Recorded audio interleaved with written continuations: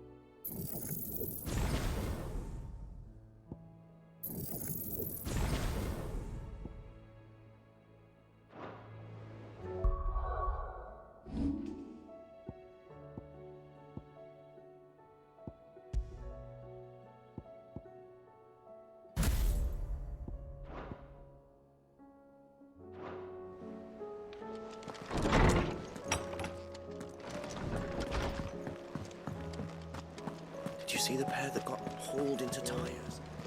Aye. Clive.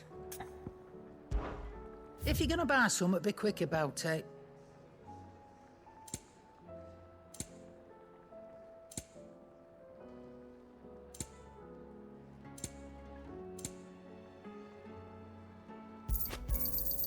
You'll not find a better price than that. Come again. Or don't. I'm not much bothered either way. So what do I owe the honor? What do you want?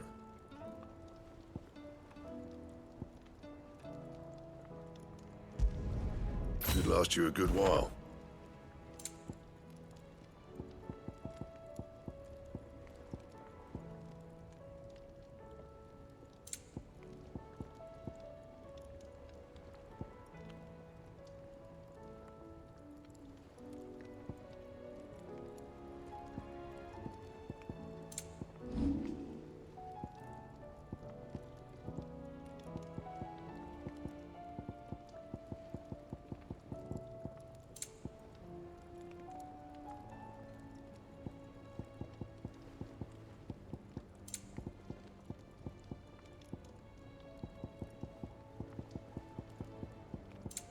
And?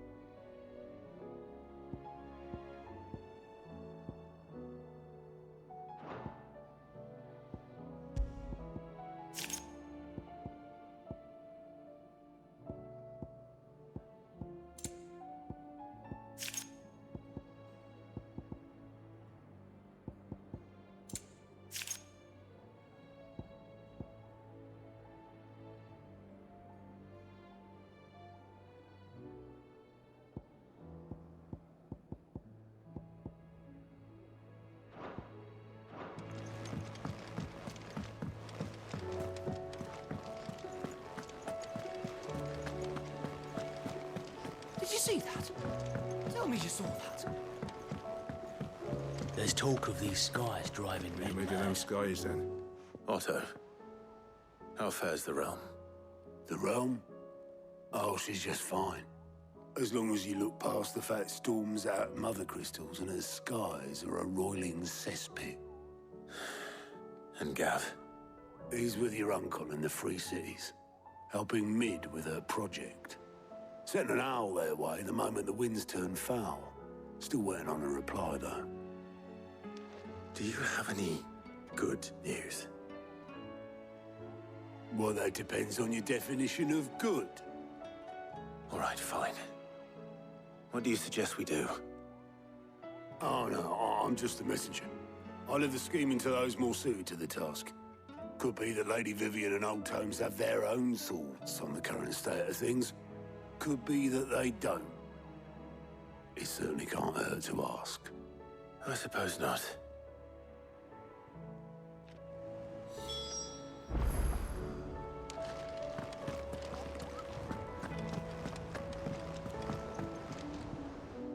How is it that every one of your little excursions presages some inexplicable catastrophe?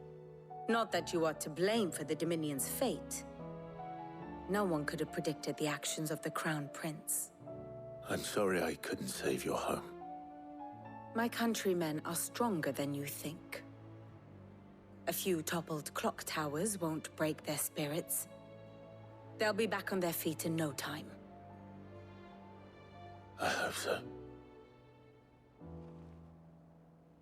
Look at us. Bluer than a pair of bog crabs. Tempting though it may be, sulking will not help us find a solution to this mess.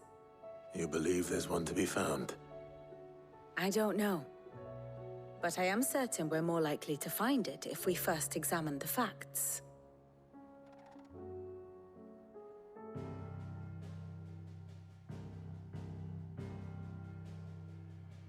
Beneath these darkened skies, fear and confusion reign over Valisthea. Oh, the lands around the fallen Mother Crystals had already begun to wilt for want of ether. But not like this. Crystals that filled wells and fueled furnaces.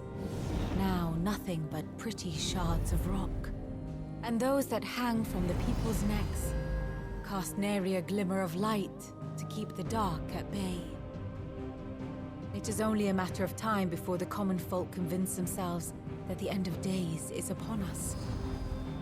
Yet I fear a swift end is more than we can hope for. While most of the world thirsts for ether, the remainder drowns in it, spawning Akashic in droves. And amidst the hordes of mindless beasts, with magics as like to fail as function, even the strongest nation would falter. Rosaria and the Iron Kingdom teeter on the brink of collapse, while the tragedy in Twinside has all but paralyzed the Holy Empire. Dhalmekia fares little better. Rumor has it the ministers fled the capital after the fall of Drake's Fang, leaving their beloved republic to crumble. Waloed, meanwhile, moves in earnest. The Einherjar has been sighted off Storm. The world, in short, is in chaos. It would seem our civilization was nothing but a castle of sand, to be washed away at the whim of the waves.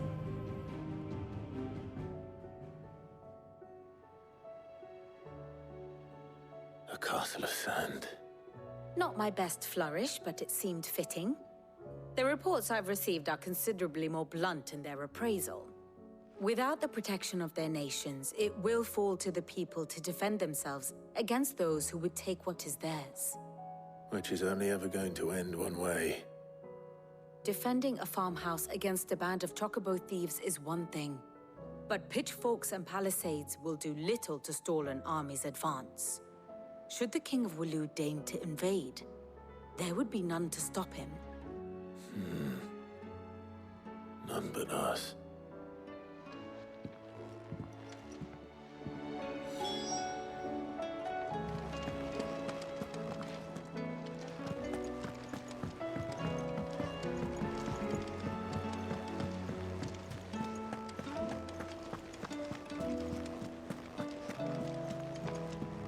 Will we ever see the sun again?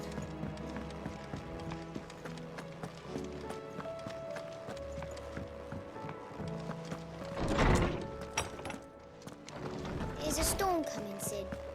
Will there be thunder? Let me guess. You're here about the skies. Is there anything you don't know, Lawsman? It doesn't take a court astrologer to augur the obvious. As for what has disturbed the heavens, that, I believe, is a question the Fallen might be better placed to answer than I. And on the 6th day did the gods tear the sun from the firmament, visiting darkness upon their prideful sons and daughters. But I dare say you remember your childhood lessons on the sins of Zemeckis only too well. You think they're connected? That Ultima was one of the gods responsible? Well, he has certainly exhibited powers that we mortals would associate with the divine. There is nothing divine about him. But he wouldn't be the first god of whom that could be said, now would he? Yet for all the fairy tales that tell of the sins, there is almost nothing in the way of actual historical accounts. Had I the Journal of Moss the Chronicler, I may have been able to tell you more, but alas, I fear all remaining copies have been lost to time. You will forgive me, I hope? Certainly not. Because there is nothing to forgive. Even without this journal, you provided us ample wisdom. And we will always be grateful for it. Perhaps Otto will be more inclined to share his thoughts when he hears what the others had to say.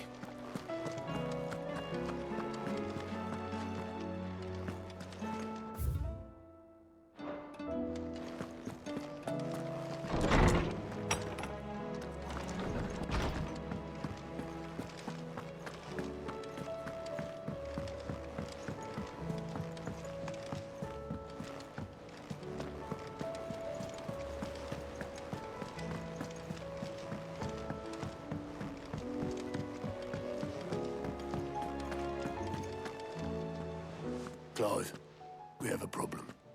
Only one. That would be a first. It would. Actually, there are three. We had as many owls arrive while you were at the shelves. Martha's got a Kashik at her gates, and talk of monsters roaming the hills outside of Northreach has put the wind up Isabel and her lot. And don't forget Dalimil. Lubor says the village was raided by bandits. When it rains... It fucking pours. The curse breakers are spread thin, taking stock of the damage in the Dominion. And even if I could get word to all of them, I doubt they'd get here in time to make any real difference. Which means there's only two people who can. Jill and I. Let them know we're on our way.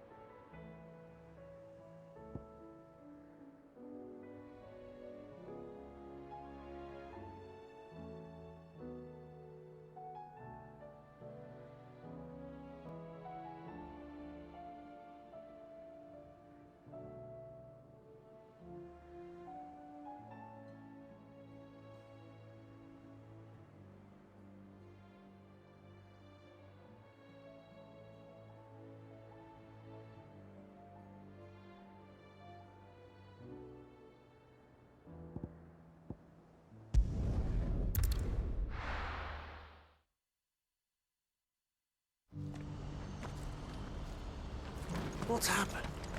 Guards at the gate are right on the panic. They're saying twin sides.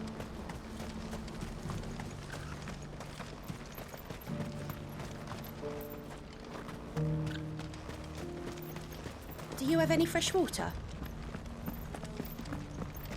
Tell me, traveler, do the other villages of the realm suffer as ours does? With black clouds above and starving? I want to know right away. Bad news. Good, actually. Something worth celebrating for a change. Only trouble is, the serving girl's still new to the job, so I can't leave her while I go and invite those I'd like to celebrate with. What exactly are you celebrating, if you don't mind me asking? I've come by a particularly fine bottle of red. A Gotan 66, no less. Gotan Rouge is the only good thing to have ever come out of the Empire. And most wouldn't part with a 66 if you held a knife to their throats. So I've heard. Oh. So you know of it, then? Clearly you're a gentleman of taste. A gentleman who might sympathize with my predicament, perhaps? Would you pass the good news to a few friends of mine? I'll give you a little something for your time, of course. Sounds simple enough. So you'll do it? Marvelous. Thank you. You won't need to go far. All three of them should be right here in the market. There's Aldrich the porter, Milan the butcher, and Bolek, a guard over at the north gate. Three of the finest fellows in Boklad, if you ask me. Tell them to come to the tavern when they finish for the day. Stop by again when you let them know, and I'll give you your little something. I'll be right back.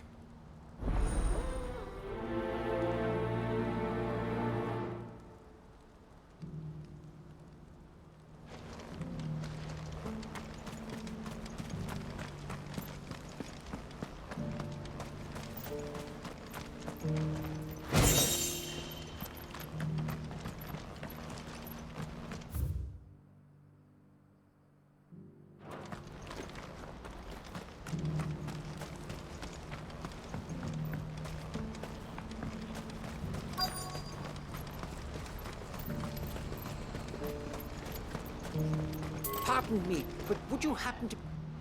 That well-notched steel and impressive physique. I have need of a sword for hire, and yours looks to be a weapon well worth the coin. Might you be convinced to offer me the use of those formidable arms? How exactly do you intend to use them? Well, being something of a scholar of Zemeckis history, I wish to investigate the ruins near the city. And I require a rugged companion, lest I find myself waylaid by ne'er-do-wells or the beasts said to roam the area. Should you accept, you will not only earn yourself material wealth, but partake of the true treasure that awaits us there. The rich and storied history of Zemeckis. Well, were you ever party to a finer proposition? My arms are yours. Wonderful! Then come. We must away. But where are we going? Along the old Zemeckis Road, and from there, onward to discovery. Quickly! There is not a moment to lose. Wait. Good luck with your ne'er-do-wells.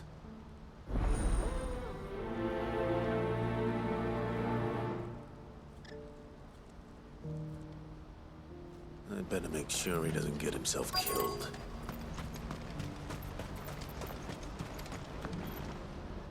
I see you've been of some assistance to Eloise. Perhaps you can extend me the same kindness? Perhaps. What would I be doing? Finding someone. You see, I've been having trouble with thieves, and despite the many pains I've taken, I can't stop them from rummaging through my packs. I was griping about my lot to a friend of mine a few days back, and he offered to track the culprits down. Now, Joseph's a sellsword, and a good one at that. But he's been gone days, and I'm beginning to fear the worst. Any idea where his search for the thieves might have taken him? The old Zemeckis Road, perhaps? He doubted they would be fool enough to linger here in Boklad. Joseph's lived a hard life. Made him grey long before his time. I just pray he hasn't been killed over a few sacks of grain. I can't imagine there are too many grey-haired sellswords around. Hopefully someone will have seen him.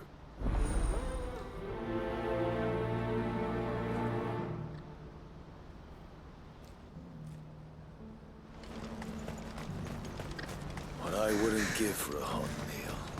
Looks like this is the end of the road for us. When are they gonna let us through? What do you want? I've no coin on me. Just information. Has a sellsword passed through here? Grey hair. Now you mention it, there was a young man with salt in his mane sneaking around out there a while back. Which way did he go? How am I supposed to know? Buggered off down the road, I expect. Now why don't you do the same and leave me be?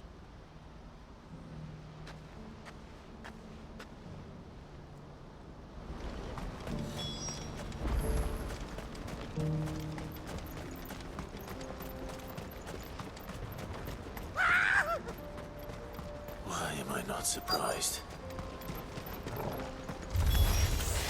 You'll hand over your coin if you know it's a good the end.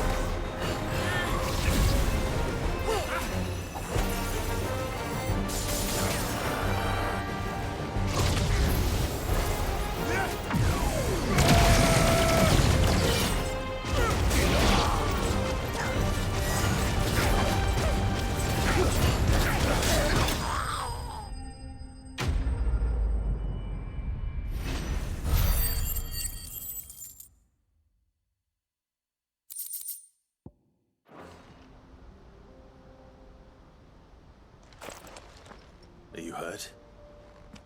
Happily not, good sir. Thanks to your timely intervention. More importantly, we have arrived. Now, feast your eyes upon the marvel before us. Ruins, a relic of the fallen civilization. A sight so common that man is oft blinded to its wonder. Colossal vessels, dashed from the very heavens. Airships, we call them, with very little thought to what wonders such a word might describe. Oblige me if you would. Does anything strike you as peculiar about this particular specimen? Though we ourselves find fallen ruins to be nigh indestructible, whatever gouged the final sin from the rock cleaved clean through the structure you see before you. A tantalizing mystery, no doubt, but merely one of countless enigmas in which Zemeckis history is steeped. Come, good sir. Our expedition continues, and we still have much to learn.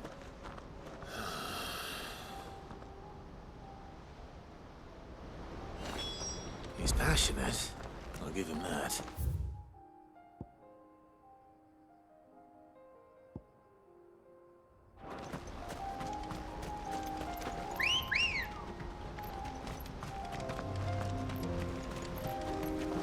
Let's go.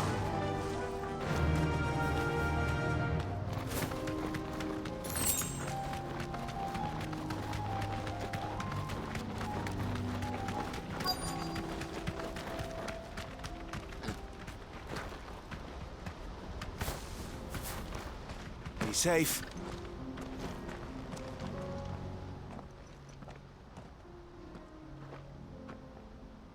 We don't want any trouble. Neither do I. I'm looking for someone. A grey-haired mercenary. Well, we haven't seen him. Yes, we have. We saw him climbing up the rocks. Those ones, over there. Maybe he found his thieves. Mum won't let me near them. She said there's goblins up there, and that they eat little boys for dinner. Shush now. You've said quite enough already. I only told him what you said. I'd listen to your mother if I were you.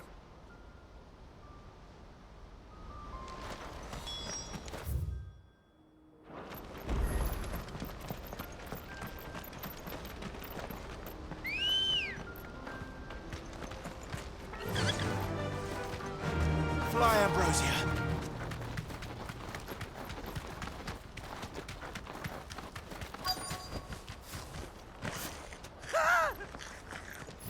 Not a... All right, then. Who's first?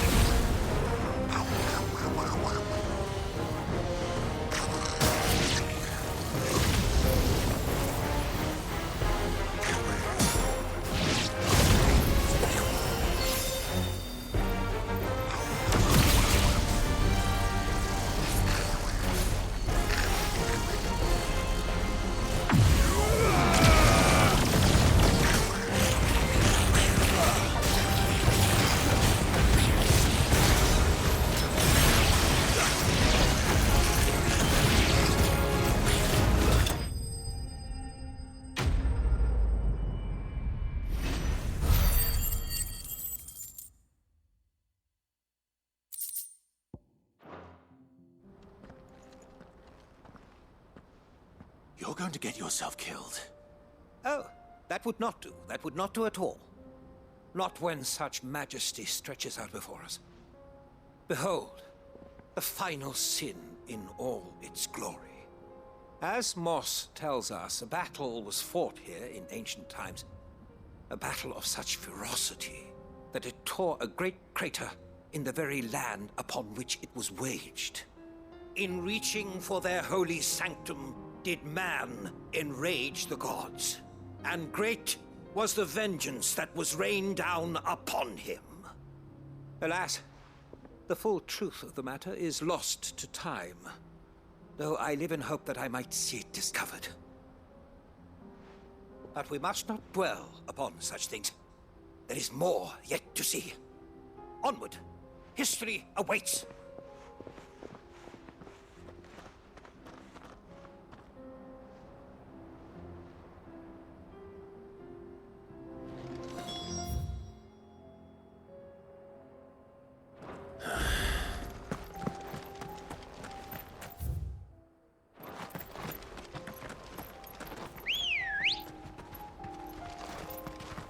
Ready, go?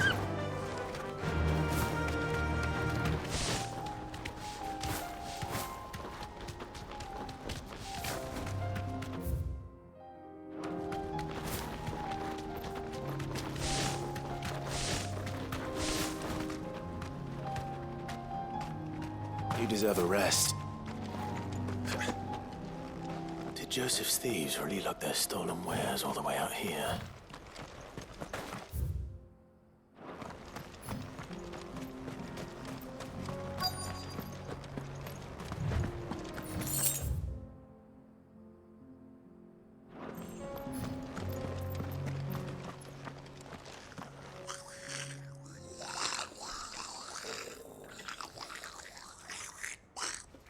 I think we found our thieves. They don't look happy to see me.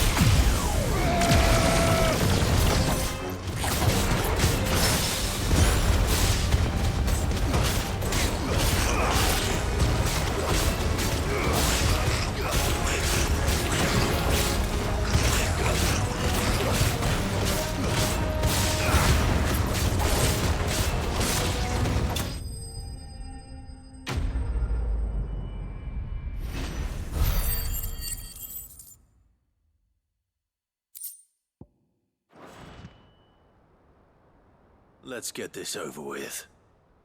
Stop!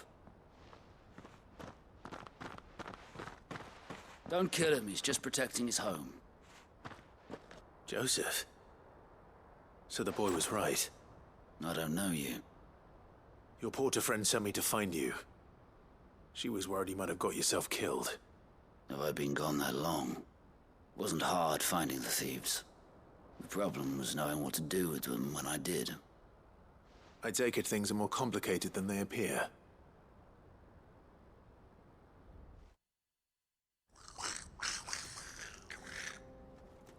I'd all but ruled out bandits before I even left the market. You know what that is? Because our thieves had no interest in gold or gems, or anything they couldn't eat for that matter. Add to that the rumors of goblins in the area, and the mystery practically solved itself. I soon found their cozy little homestead, and all the missing food. I launched myself at them, full of righteous fury, but their leader was the only one who moved to meet me. The others, they huddled around that food, ready to die protecting it. They stole because it was that or starvation. I've been there myself, back when times were hard. So you spared them, and earned their trust into the bargain by the look of it. These goblins aren't native to the area. They don't know how to survive such barren lands, so I've been teaching them. And once they've learned to hunt and forage, they won't be fool enough to risk their necks in Boklad. I'm impressed. I didn't know goblins could be reasoned with. Do me a favor. Let the porter know I'm safe. I'll head back to the market once my work here is done. Oh, and don't mention the goblins. I don't want people coming here brandishing pitchforks. Not now this lot have sworn off thieving. Your secret's safe with me. I appreciate it. Thank you.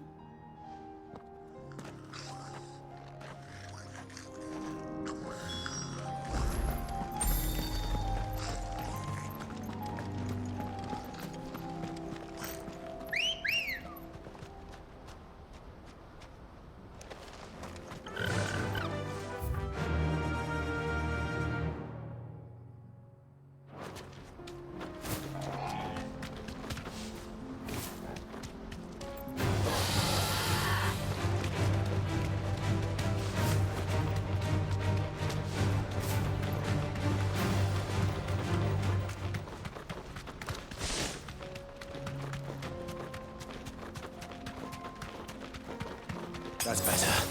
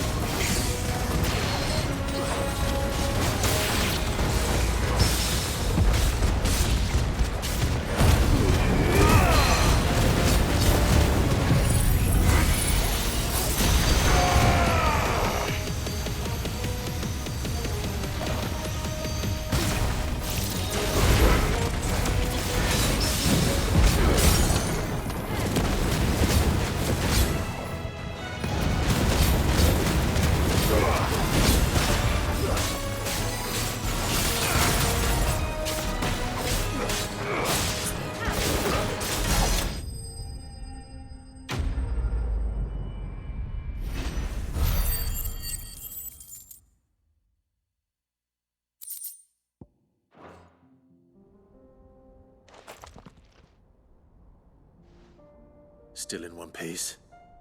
It would seem so. Once more, I am in your debt. And once more, you impress me with your prowess. These were no ordinary foes, but ones we in the field call echoes.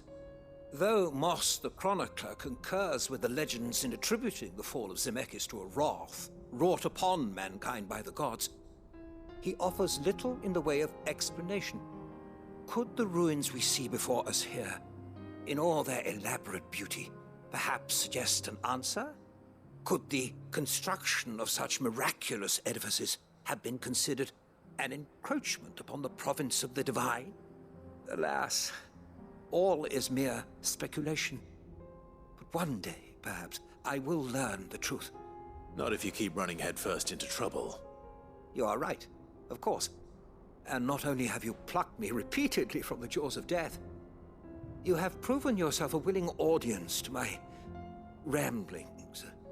Glad to help, but didn't you say you came here to investigate something? I fear I may have rather overstated the case on that front. In truth, a captive ear was all I really desired. You see, even my fellow scholars have grown somewhat weary of my musings of late. And so I came upon the idea of purchasing a companion. A captive audience, if you will. That's what this was all about. I am afraid so.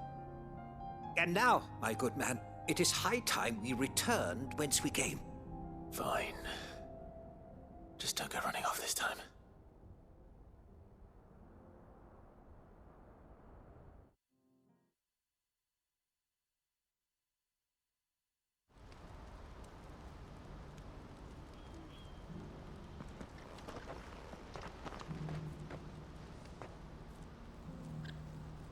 And so ends a delightful day.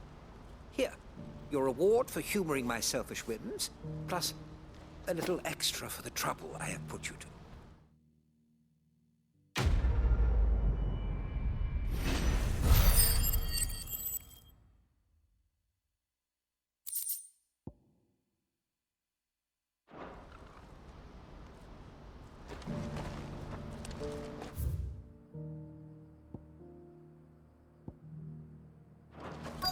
What's happened? Guards at the gate. New rivals, same twin sides.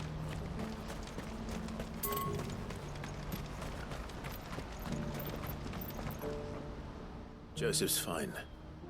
He'll be back once he's tied up a few loose ends.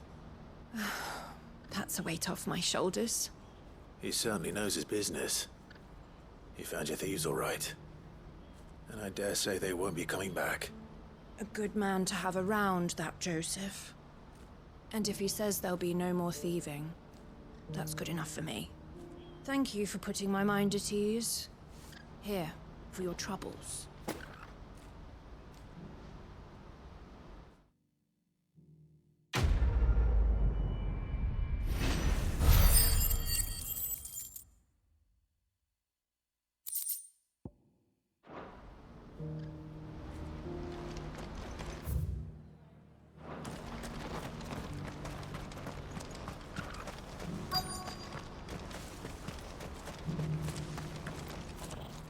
I've been asked to find Aldrich, the porter. I don't suppose that's you, is it? That's me right enough. You need something delivered? The innkeeper sent me. He said there's a cup of Gotan 66 with your name on it when you're done for the day. A 66? Bugger me. If he's just got hold of it now, it must have been in the crates he had me carry down from Sanbreque. From the Empire to Boklad. You must be a braver man than most. That's a treacherous route at the best of times. Such is the porter's lot. There's not a patch of storm these feet haven't traipsed across. It's Oriflamme one day, then off to Canva the next. The farther you're willing to go, the fatter the purse. Which is why there's no shortage of competition for some of the longer routes. I'd say I've done enough for today to earn myself a cup of something tasty. Thanks for letting me know.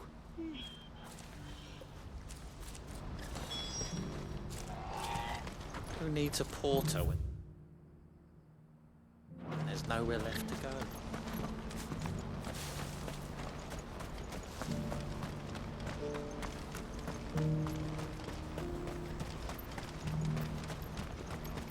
What's happened?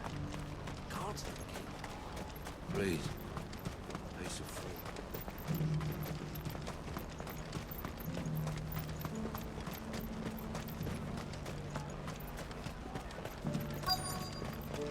These pears Are you Milan, the butcher? That's me. What can I do for you? The innkeeper's just had a special delivery. He thought you might like to join him for a cup of wine after you pack up for the day. He knows me only too well. And I've got a ham here that will go handsomely with a nice drop. Wine and ham to spare.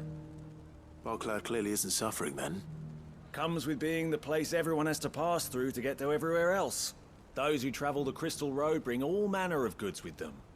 We get meat from Sanbreque, herbs from Rosaria. Why, sometimes we even see curiosities from across the Narrow. Or rather we did, till not so long ago. These are lean times, and even Bocklad isn't the bustling trading post it once was. Still, there's no point dwelling on it. Better to live life while you can, eh? And on that note, it sounds like there's a cup of wine needing my attention. You'll buy something, won't you? Please. You've raised the price. I showed you my pass. What more do you want from me? I'm looking for Bolek. I was told he'd be guarding the gate. Well, you found him. You're not here to enlist, I take it? The innkeeper sent me. He's just taken delivery of a rare vintage, a Gotan 66. He thought you might like a cup. I've never said no to a goat hand. I'm not about to start now. Thanks for letting me know. You must be a busy man. No one's making for the refugee camps anymore. Not after what happened in the Dominion. Meaning, they linger here instead. I spend more of my days moving beggars along than I do manning these gates. What gets to me are the gangs that prey on the poor sods. As if they haven't suffered enough. Some days you can't help but wonder what the world's coming to. You know what? That wine's sounding better by the moment. Well done. I wonder if the innkeeper might spare a cup of that wine.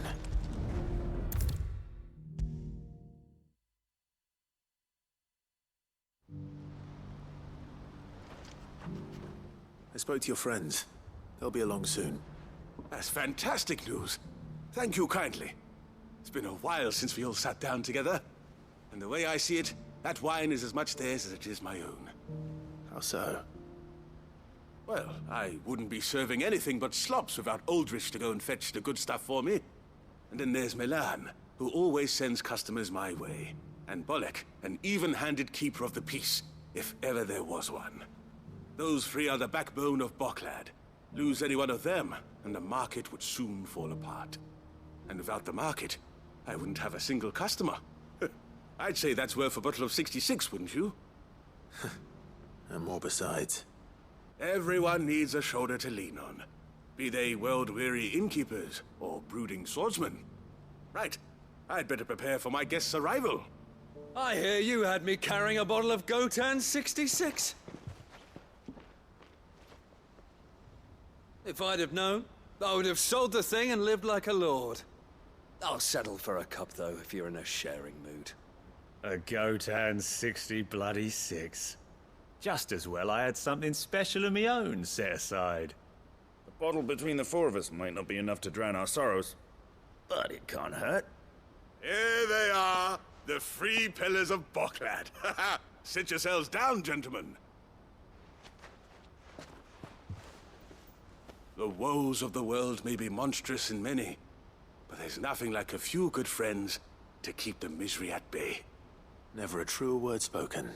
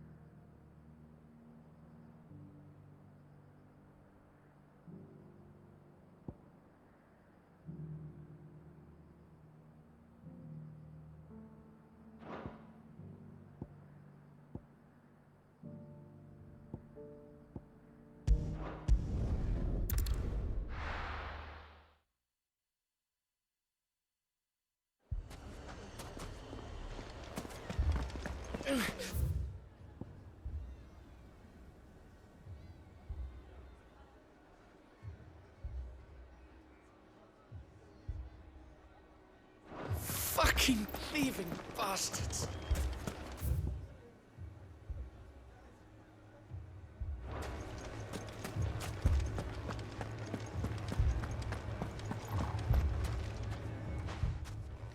Cid! Your new companion appears much more formidable than your uncle. Should I be worried? You haven't been introduced. Jill, Clive has told me much about you. All lies, I'm sure. Your Stolas said that Dalimil has a bandit problem. Indeed. Although, you're a little late. They left with our food and guild days ago. Any idea where they went? The desert's a big place. Your guess is as good as mine. But the fact is, I have more immediate concerns. What did you say to me? What did you say? As if by magic. Let's just say we've yet to reach a consensus about how to solve Dalimil's little problem. And at this rate, it won't be the actions of the bandits which prove to be our undoing. It will be our own. Now, I've tried reasoning with the dissenting parties, but even the Desert Hare has limits. Perhaps we could talk to them. What makes you think they'll listen to us? What makes you think they won't? She makes a fair point, Cid. And you won't have wasted much of your precious time if you fail. They're just across the courtyard.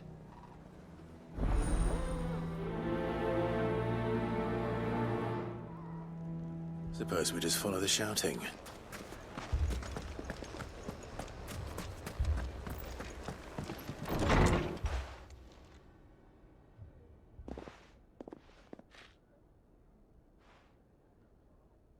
You wouldn't talk like that if it had been your men whose throats were slit. Blood for blood, it's the only way. We hire mercenaries and have them mount the bandits' heads on our walls as a lesson to the rest. And what happens when those mercenaries are slaughtered like your men? Are you going to hire more? We're better off using that coin to buy food and supplies. If we hire mercenaries, the only thing we're buying is the bandits' ire. And you cannot fill empty bellies with that. Do you hear me? But what happens when they come back? Maybe it'll be your throat that's slit. That's enough. Both of you. Any more of this and I'll throw you out myself. Come back when you're ready to talk like adults.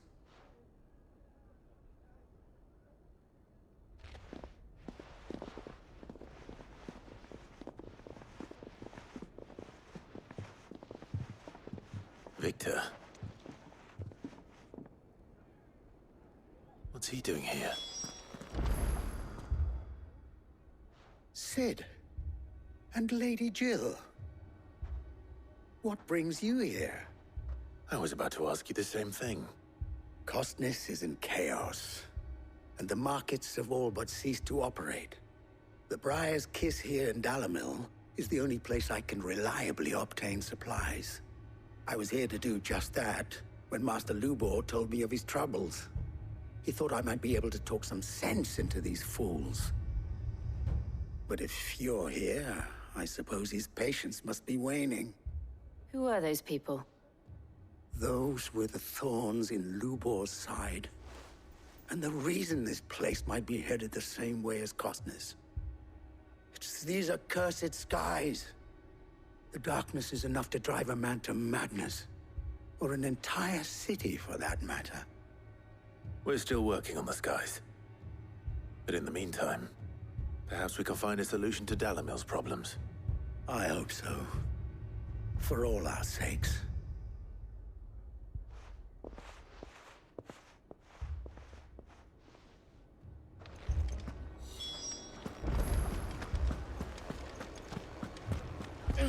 Fucking thieving bastard.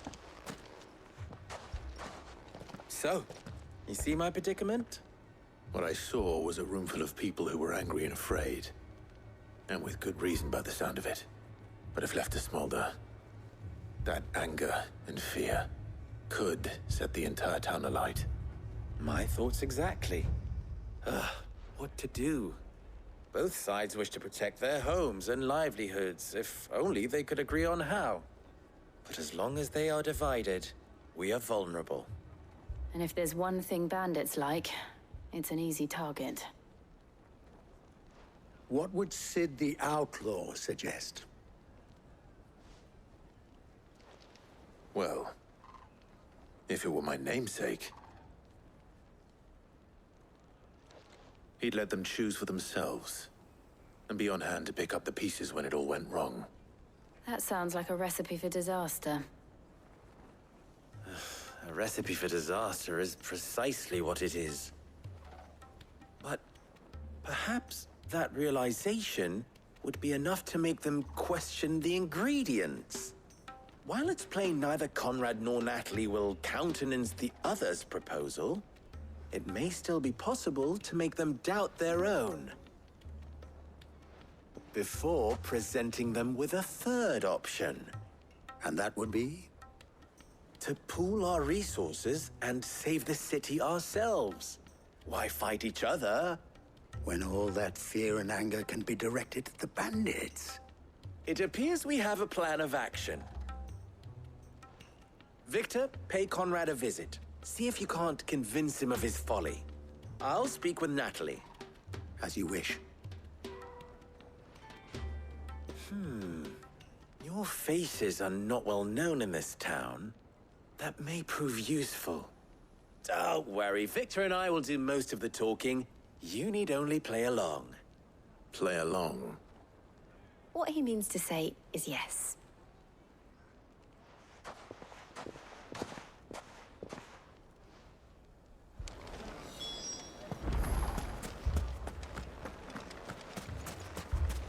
Picture it, Conrad.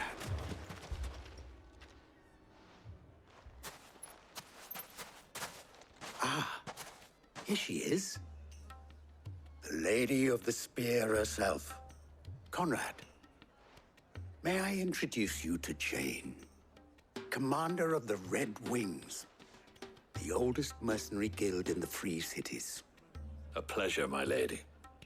The pleasure is all mine. As I told you, I summoned the commander here from Canver to inquire about a contract. Victor says you told him no. That there aren't any men left to hire. Is that true? True as the crystals cracked. Nobles came and claimed every last one worth his salt. And not just from us Red Wings. You know of the 7 high houses. There must be 2 swords assigned each one. Granted, we have a few boys left. If it's boys you're looking for. Well, Conrad, are you saying that Dalimil's finest cannot defend this town better than a gaggle of unblooded striplings? That a band of beardless youths could better avenge the deaths of your brave men than you yourselves? Absolutely not. We'll show those bastards who they're dealing with.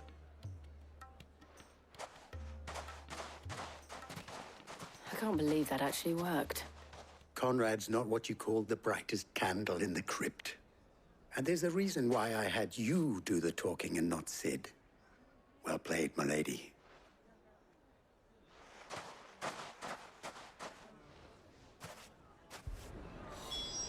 Then let us band together and show these brutes that Dalimil is not to be trifled with.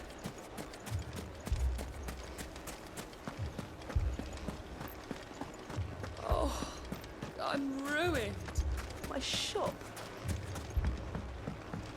Why would anyone do If I had my pickaxe, I would... I mean, it may still be possible to buy something. Ah, here he is now. Natalie, allow me to introduce Lord Underhill of Randalar's prestigious League of Merchants. Lord Underhill. At your service. Underhill? I was just telling the good lady of our conversation, my lord, and how you were lamenting the state of the capital's stores. Lubor says that not only are the granaries almost empty, but that war and the Blight mean this season's harvest won't be enough to fill them for winter. Indeed, certainly that is the case. The nobles in the capital are buying up the city's stocks of barley and wine, driving the prices higher than most commoners can afford. It is only a matter of time before the peasants revolt. It is worse than I thought. If what Lord Underhill says is true, I fear we have little hope of supplementing our stores, meager though they regrettably are. And while I applaud your endeavors to dissuade our more bellicose citizens from seeking vengeance, I sense Conrad is not wrong in his assessment of the bandits' likely return. Which means that now, more than ever, we will need to secure what little we still have. Food, weapons, herbs, everything. If our humble town is to endure not only this hardship, but those that are certain to follow, we must stand united. All right. If it will help to protect my home, I'll do it. But you needn't have gone through this charade.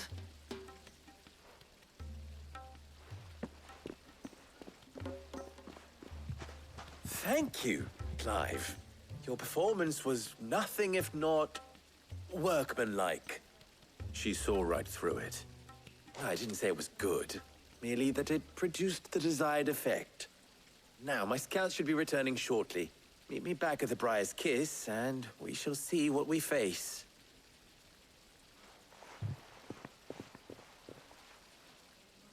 I'm not convinced our roles in this ruse were entirely necessary. I don't know. Conrad seemed quite taken with you. Would not see any unnecessary. Mummy, I'm scared.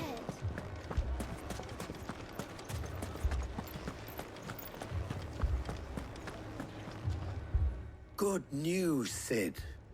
Both Conrad and Natalie have somewhat gracefully accepted their new roles. With time, they may even learn to. Time no longer appears to be the luxury it was before lunch. I take it your scouts found the bandits. Technically, it would be the bandits who found my scouts. It appears they march for Dalimil as we speak. All of them. You're not serious. They don't just want food, they want the whole damn town.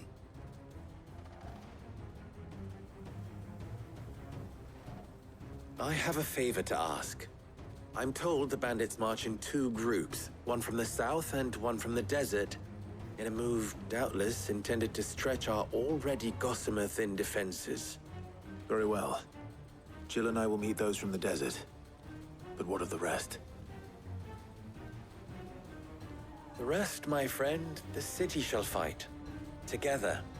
The stakes, I concede, are high. But if this does not unite Dalimil, nothing will. That is a lot of faith to put into those who had their hands around each other's throats but a moment ago. Then it will be for us to see that their hands are kept occupied. And I do mean us. I thought you might say that. We'll hold them off for as long as we can. And we will do the same.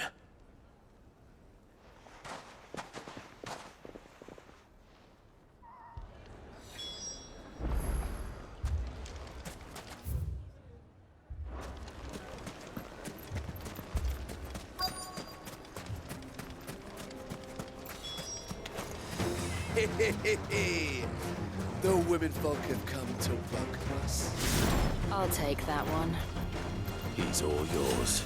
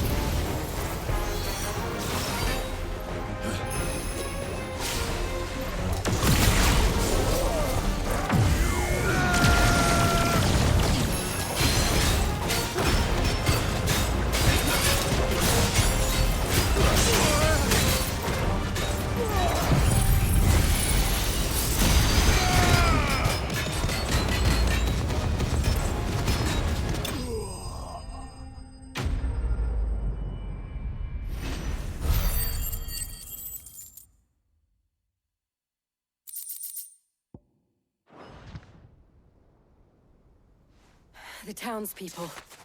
Could they have held out? I don't hear any fighting. What do you think? That we should hurry.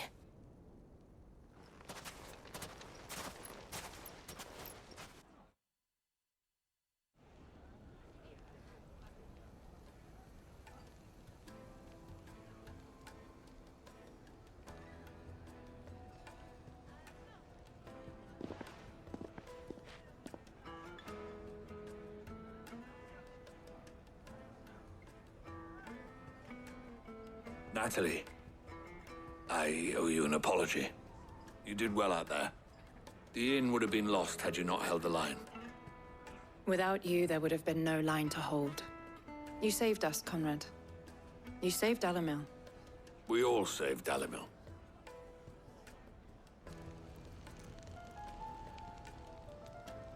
Conrad seems to have had a change of heart. I'd say they both have. I take it from your presence that our visitors from the desert won't be joining us either.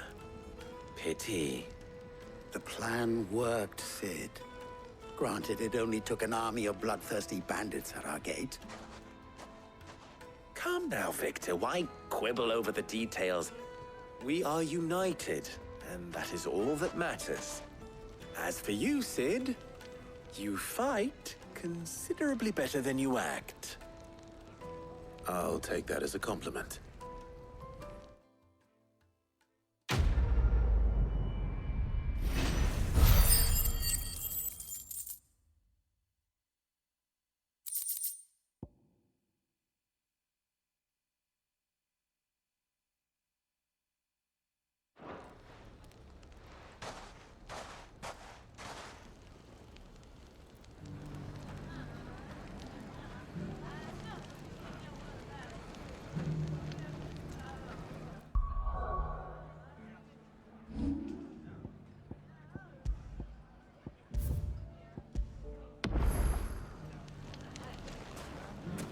So, where did...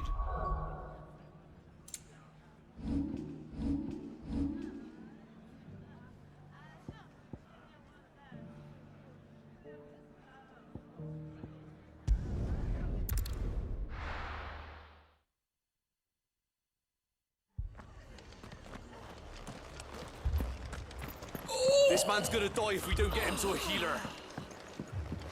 But all our beds are taken. Martha, it's good to see you. And you, Clive. Jill? Otto said you'd been attacked by Akashic. What exactly happened here? Those skies are what happened. Not long after they fell dark, we had our first visit. There were hundreds of them. Tried to storm the hill. Only a handful made it up here, but that was more than enough. The rest are still down there now. And while we have a few willing fighters holding them back, they're sorely outnumbered. What do you think, Clive? That we join the fight? I thought you'd never offer. Now, where I need you is the Fallen Gate. That's where the fighting is fiercest. Let the men know you've come to help. Something tells me they'll be pleased to see you. We're on our way.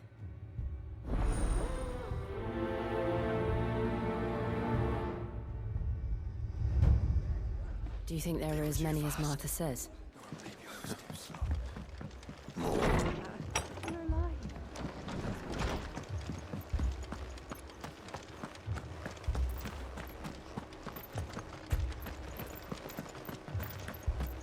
You don't think they've abandoned us, do you? Them not. Not a chance.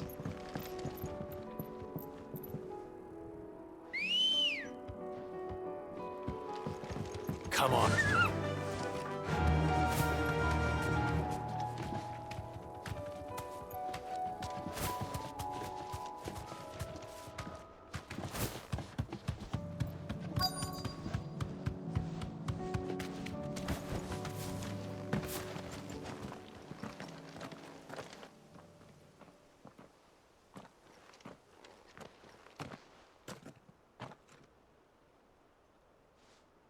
Clive, wounded.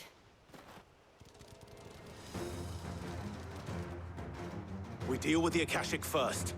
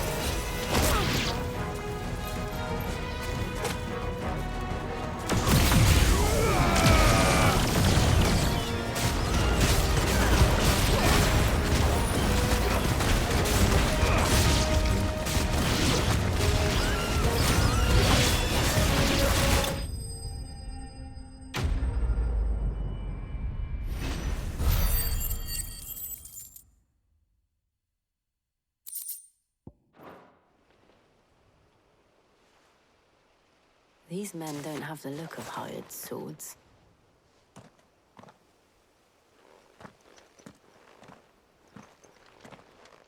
If you've come to rob this place, You are mistaken, my Lord Rosfield. We're here by Madame Martha's leave. how do you know my name? Forgive me, my lord. There wasn't time for introductions. We're with the Guardians of the Flame. Wade's men? But how did you come to be here? Where is your commander? Sir Wade left earlier with a scouting party to find out where the Akashic were coming from. Did he? Take your wounded back to the inn. Martha will see you're looked after. We'll join you anon.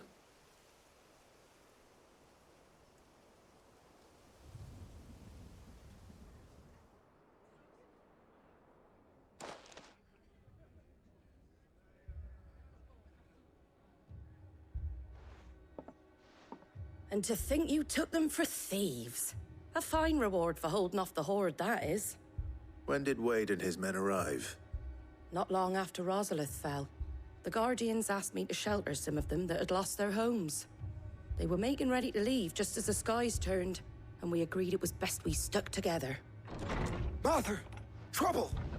The scouting party's almost at the lift, but they got a pack of Akashic snapping at their heels! And they got wounded with them! They're not gonna make it! Damn it all. We'll worry about them, Martha. You look after everyone here. If any can still fight, send them to the lift. I will. You two be safe now.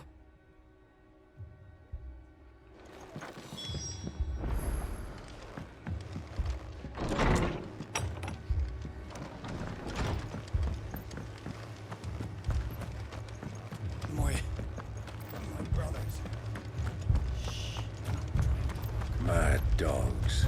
A lot of them.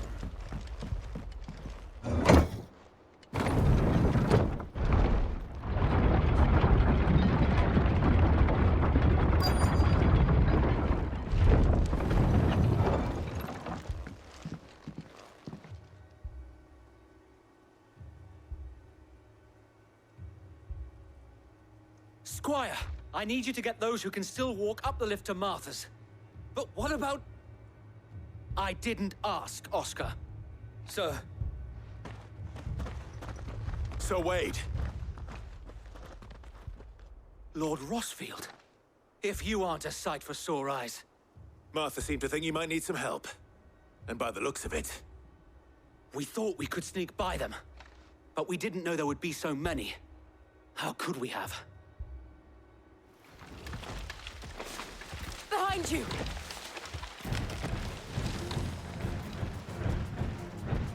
Damn it! We need to get the injured to safety.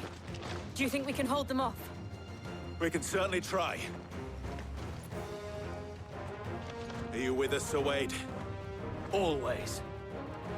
Then let's do our duty.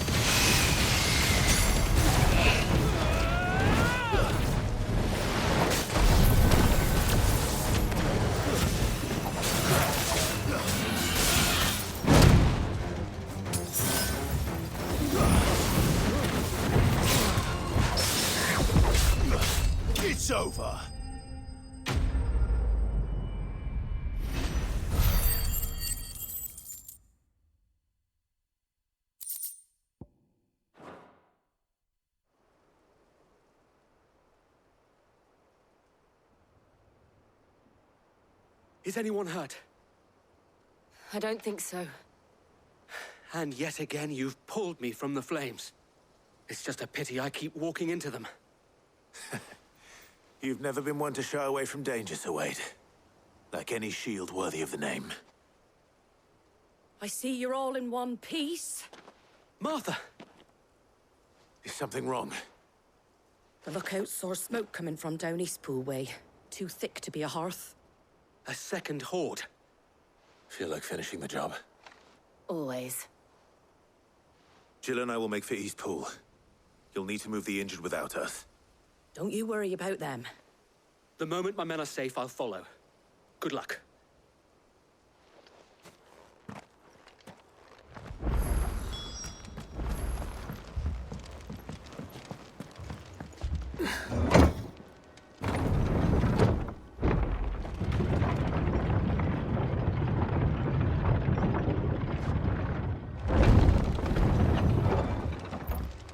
Mad dogs. A lot of them.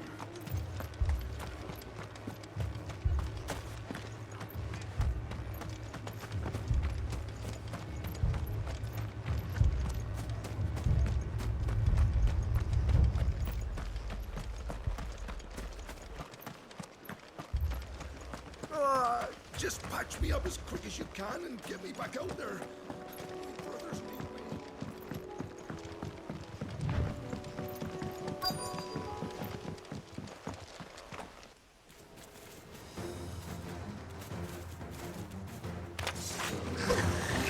They're headed for the rest.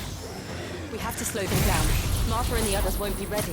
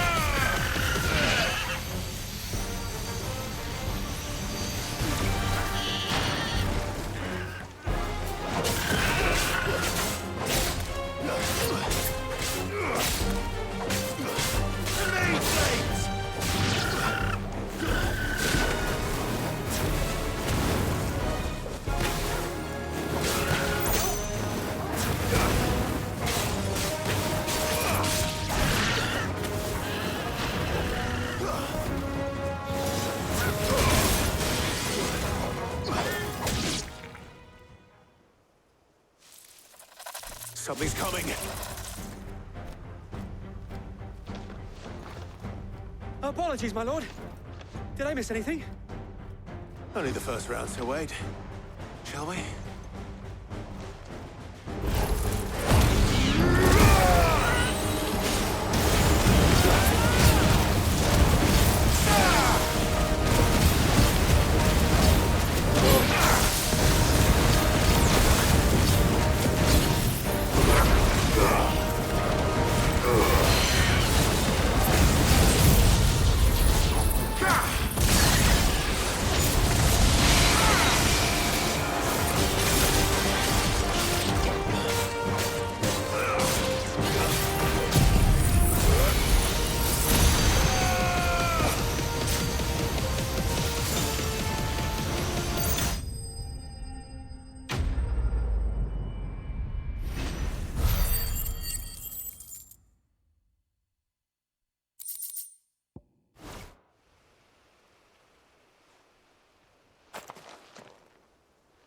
Do you see any more? No. I think that was the last of them. But it won't be long before the next lot arrive. Then we make for Martha's while we can.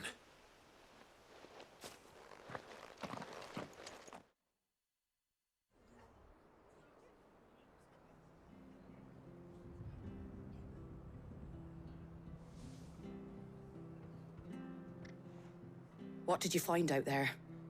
The same as Sir Wade. Scores of Akashic. Well, wherever they came from, they're gone now. Our lookouts say the lowlands are clear. Hopefully we'll have enough time to lick our wounds. How many of your men were injured? A damn sight less than if you hadn't turned up. Thank you.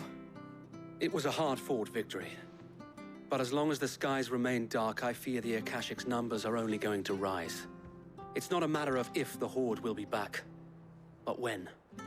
And whether that's sooner or later, we'll need to be ready. The inn here affords a good view of the land, and is easily defendable. I'd like to make this one of our outposts. What do you say, Martha? You'd have more men to guard the rest. Well, when you put it like that, of course they can stay.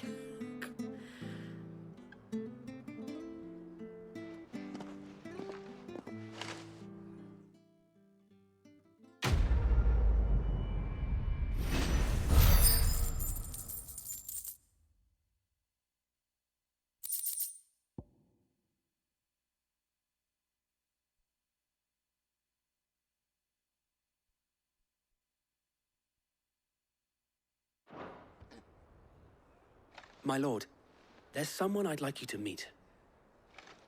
Oscar, over here.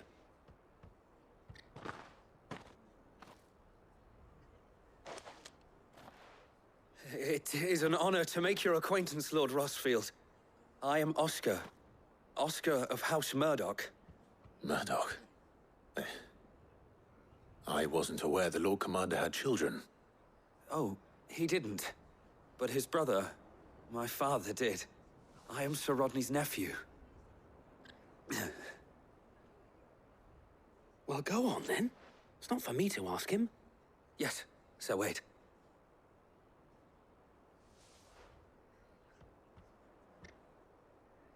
If it please you, my Lord Marquis, might you take me as your squire? I would learn the duties of a shield from the finest. I'm sorry to disappoint you, Oscar, but I'm a shield no longer. Nor was I ever the finest. And spending time in the company of an outlaw hardly seems a fitting education for one aspiring to take his oaths. My Aunt Hannah once told me that a man is not defined by his title, but what he does in its name. You have accomplished much since taking on the mantle of Cid, winning no little honor in so doing. And I would sooner serve under an honorable outlaw than an unworthy shield. Not that Sir Wade and the other Guardians are... I mean to say that, they're... It's all right. We know what you mean. There is only so much the boy can learn from me, my lord. But a squire... Would that really be so bad? You were a squire once. And I'm certain Sir Rodney would approve.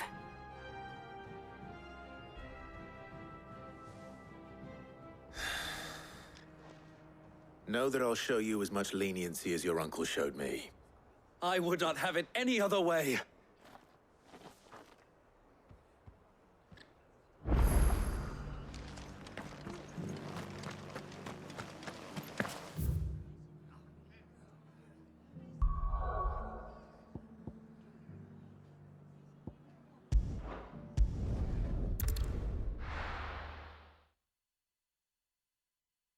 First we find Isabel.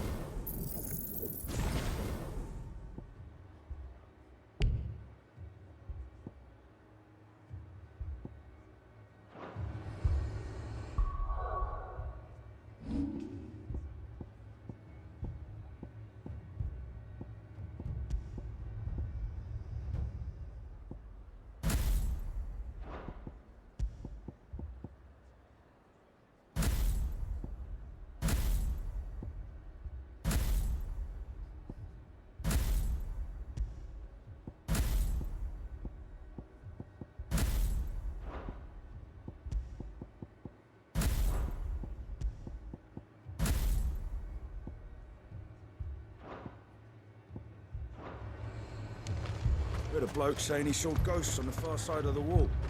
Ghosts? Then a wall won't stop them.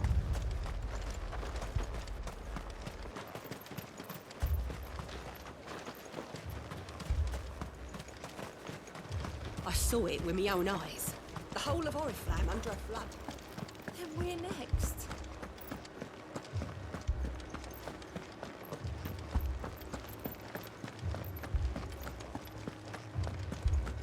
I can't do it. But you can.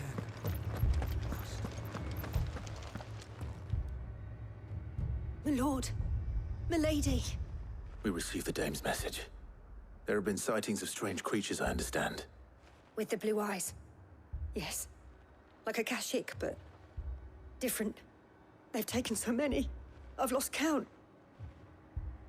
Akashic, but different. Ultimus thralls. And what of your mistress? Is she here? Oh, no.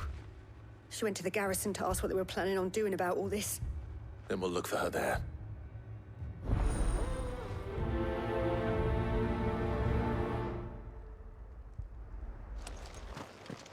More arrived from the capital this morning.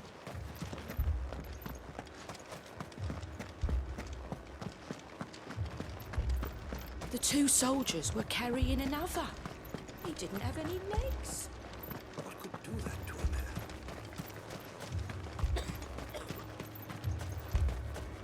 Madame, please! Half the garrison's been slaughtered by those things. We lost the captain this very morning. We've tried requesting reinforcements, but there's been no word from the capital or the Dominion in days! What more would you have us do? I would have you do your duty. Those at the Vale look to me for protection. And protect them I shall. Because they are my charges, and that is my duty. In case you have forgotten, the people of this town are your charges. But more than that, they are your people. Your sisters, your brothers, your lovers. So you have a choice. Lay down your sword and watch as they are slaughtered, or take it up and do what is right. She speaks the truth, you know. This here, it's all we have. It's all that's left. What we have left is our lives! Do you really want us to lose them as well? Not if we don't have to. Look, there's a cask under the captain's bunk. Let's talk about this over a drink, eh? I'm listening. I'll have a word with him.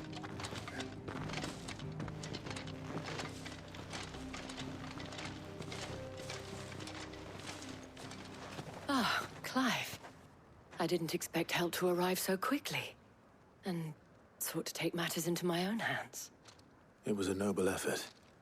But I thought you might still need some support. How like you to consider my needs. What we need to consider is where the creatures came from. The way the survivors speak of them, one would think they appeared out of thin air. And perhaps they did. It's hard to know what to believe these days. We'll talk to the survivors.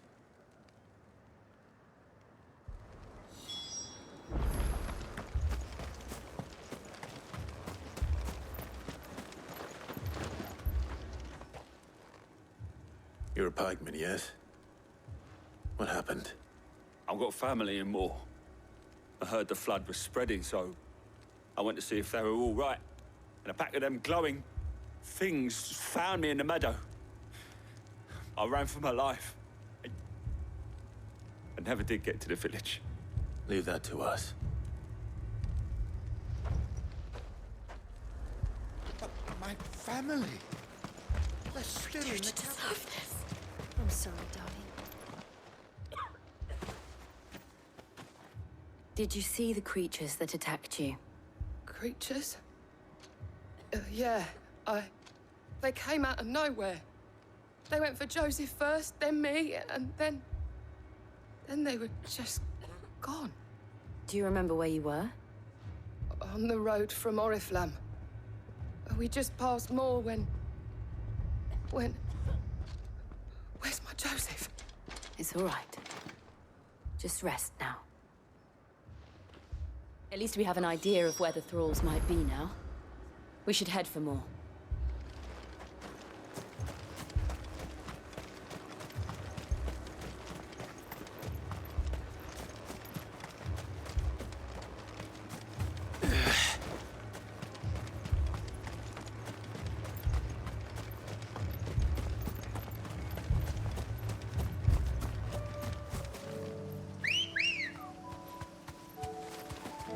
Ready, go?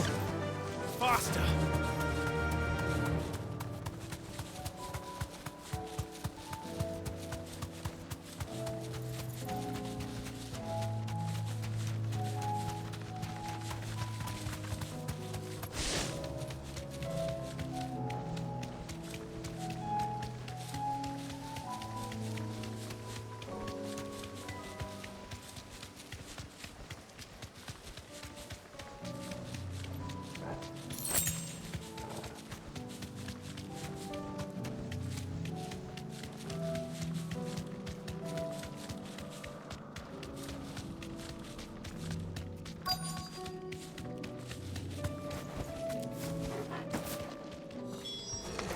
Clive, look!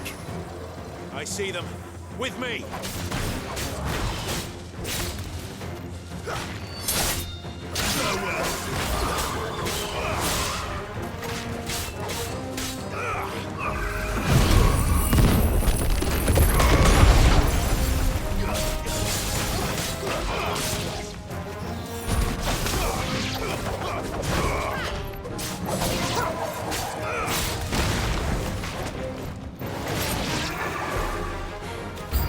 Should I prime? Save your strength.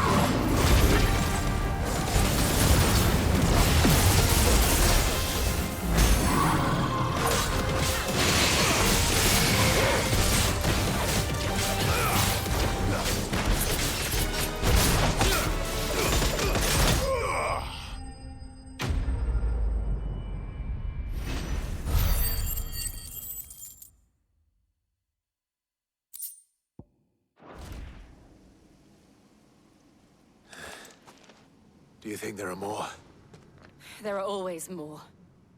But I'd say we've done what we can for the time being. Then we should let Isabel know.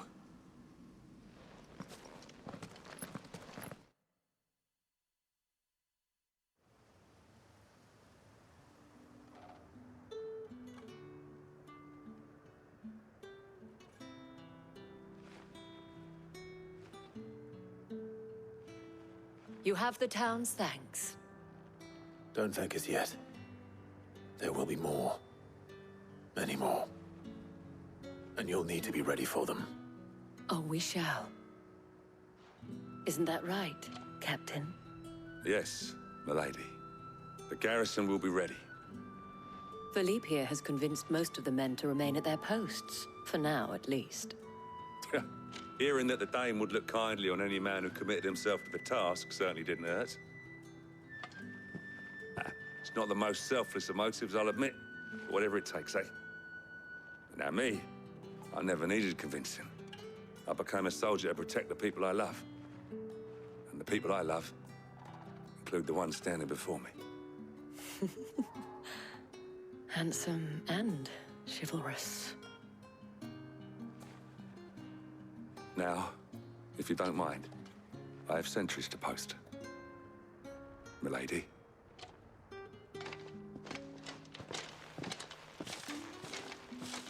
Lest you wonder, I'm not foolish enough to believe that this has solved all of my problems. But it has solved one, and that's one fewer than I had this morning. Thank you again, Clive.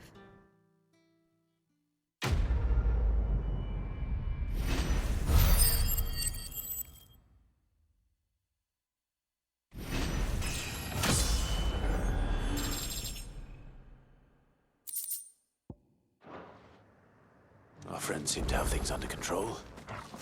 For now, at least. Let's go and put Otto's mind at rest.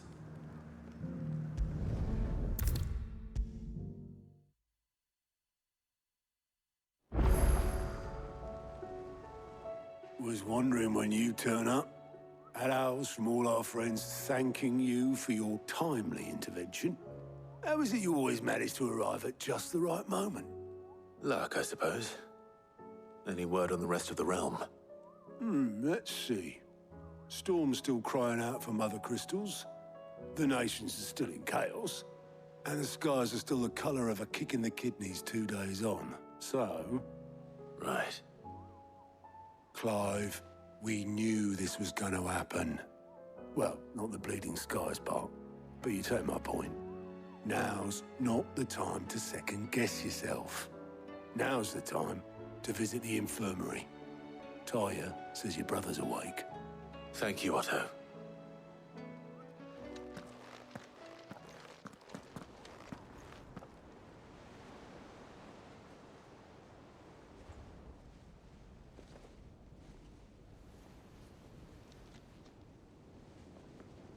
So it was not Sylvester, but Olivier who served as Ultima's puppet. And when Dion learned of this, he sought to slay the fiend.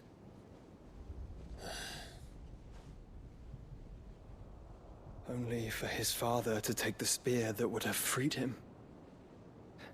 Enough to drive a man to madness. Small wonder he hasn't stirred. I would be afraid to wake. Had I but reached out to him sooner, warned him of the threat Ultima posed. But now, both an empire and her prince lie broken. Joshua,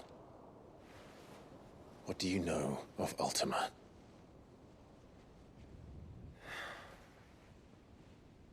Very little, I'm afraid. Despite my best efforts.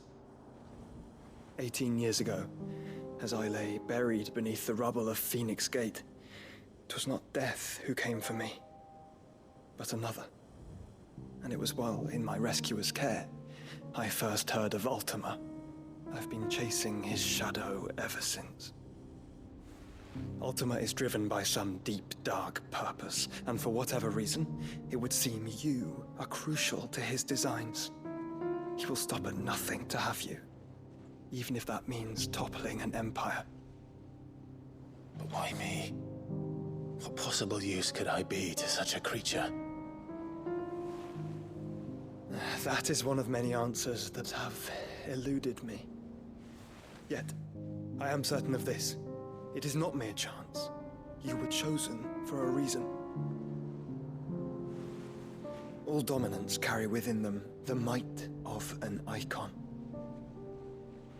Nigh limitless power, that is at once acutely limited. I wield fire, and only fire.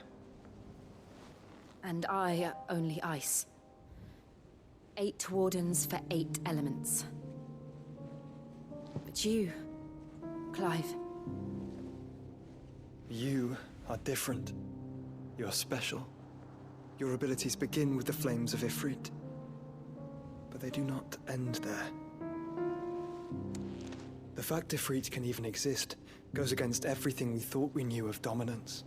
Perhaps Ultima has been waiting for one such as you, whose potential is truly limitless.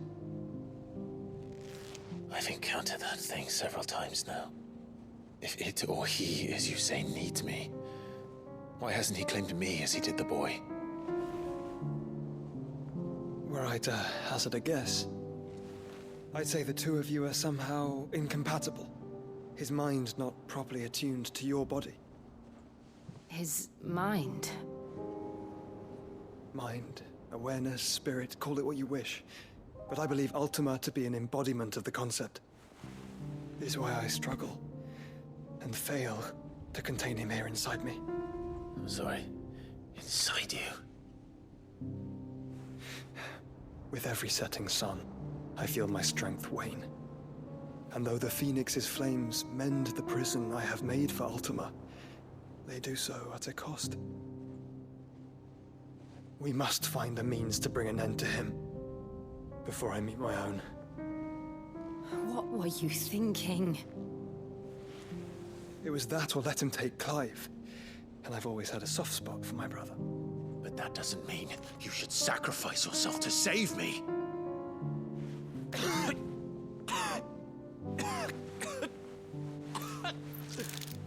Joshua. Clive, it's Gav. There's an army of Akashic at the gates of Canver.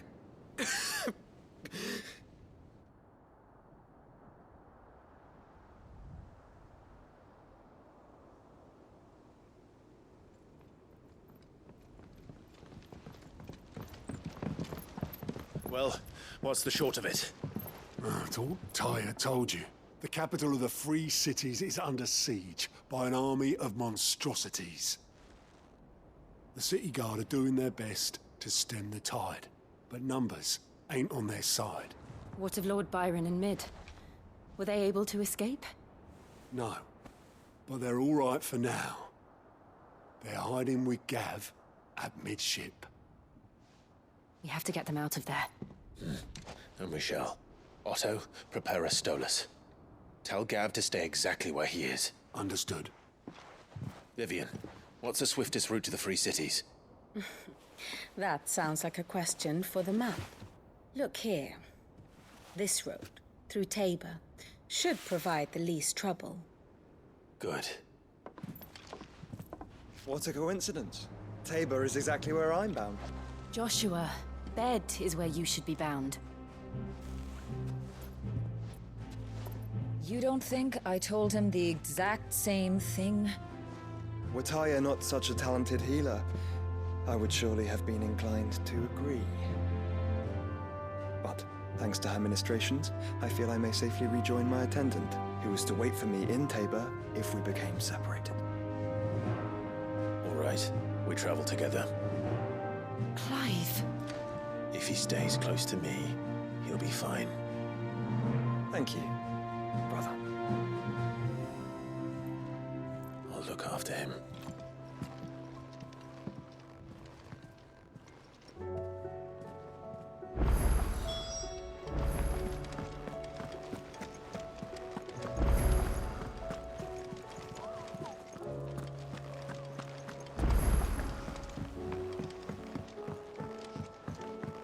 Did you see that? Tell me you saw that.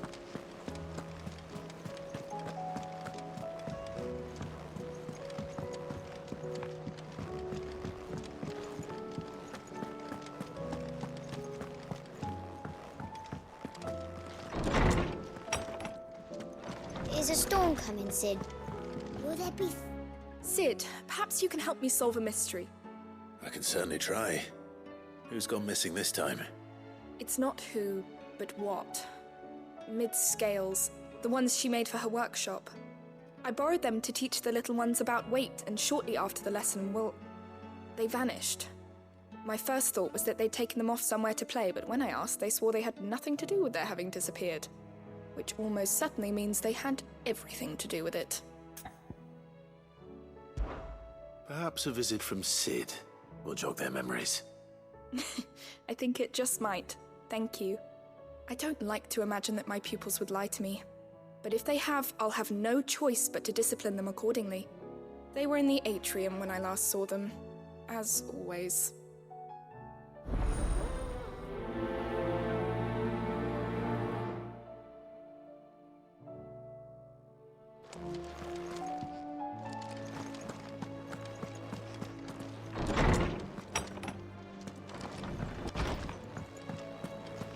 Seems the hideaway's lost its that blasted book. Here, you put me in this situation, Clive. You can bloody well get me out of it. I need a hand with a recipe. Are you sure it's me you're looking for? I'm not much of a cook. I'm all the cook will be needing, thank you very much. What I want from you is a little of your time, right? Oh, and perhaps your sword. You remember Ivan's stew, right? Well, despite the look of the thing, and that awful stench, people wolf it down. So I thought I'd try making one of these supposed masterpieces myself. Had a peek at the book and gave it a go, but, well... It wasn't as straightforward as you'd hoped. Ivan had the same problem. Yeah, but this is my blimmin' kitchen, and I will not be outdone. So if you don't want to be seen as playing favourites, I suggest you lend me a hand. I've never been one to play favourites, Molly. And I would be only too happy to lend you a hand. So, what's on the menu this time? A fried mortress of skyworm. That's one heck of a name, innit? Recipe seemed easy enough to an old hand like myself. Thought I'd followed it to a T. Only, turns out skyworm livers and drake's mint are not what I thought they were. At least I hope they're not, given the rancid mess they made. Ivan said the recipes in the culinary pilgrimage date back centuries. Who's to say the ingredients even exist anymore? Wow. That's a question for a scholar, wouldn't you say? Perhaps you know of one? Kindly old fella who haunts the shelves, maybe? Fine. I'll go and speak to Harpocrates. Perhaps he'll know something. And if he does, I'll see if I can find your ingredients for you. You do that. Lest we forget, you've got a reputation to uphold.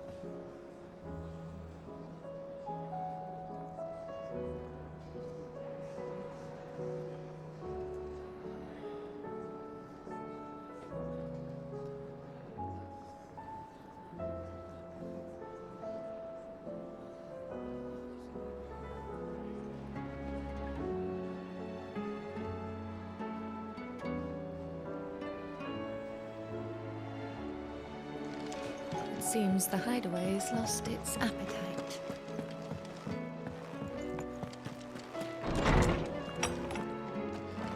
Is a storm coming, Sid? Will there be thunder? Lawsman Harpocrates. I've come to pick your brain if you don't mind. It's about the book you lent Ivan. Ah, Valisthea, A Culinary Pilgrimage, a classic. One of my favorites, in fact. The young man did a wonderful job with the Chance's stew. I do hope we shall be able to sample more such marvels in due course. That's actually why I'm here. I don't suppose you know where I might find skyworm livers and drake's mint. Ah, so the fabled Sanbriquois delicacy is next on the menu. Delightful.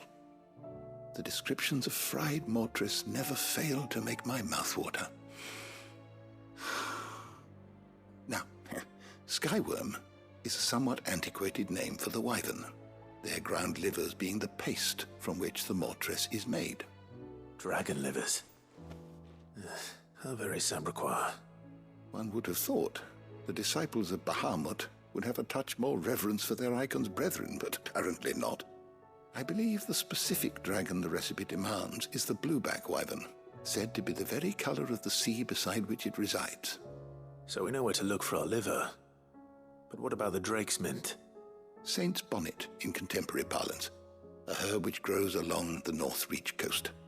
I gather that one can locate the cheerful yellow flowers by their heady scent alone, so I'm sure you'll have no trouble finding them. I may add that people once believed game was best served with the flora that sustained it in life, in which regard fried mortress of skyworm is undoubtedly a typical dish of the time. Meaning that if I find one, I find the other. To Northreach, then. Best of luck, Clive. And do save me a bite once the dish is complete.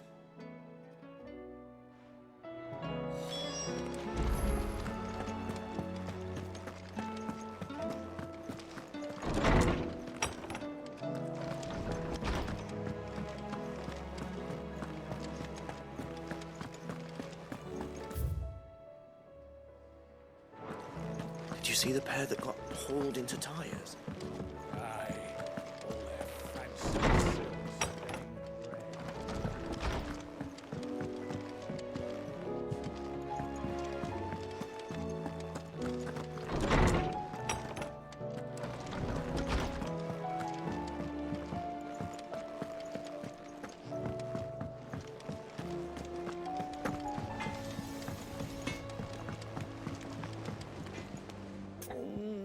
What am I gonna do? Is everything all right, Goots? You seem more discomposed than usual. Oh, I don't know what that means, but I'm in a bit of a muddle. Oh, I think Nan might be in trouble, and she's... It's all right. You can tell me.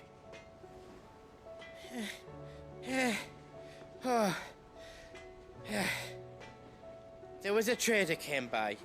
One of our usuals, like...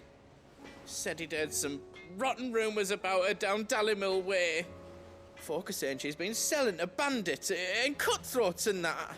I mean, she's fond of a chance to make a coin or two, aye, but she'd never do business with baddies. Especially not the kind who go hurting people who haven't done out. I wanted to ask her about it myself, but I'm scared she'll give us a tongue lashing. She'd never give your tongue a lashing, though, would she?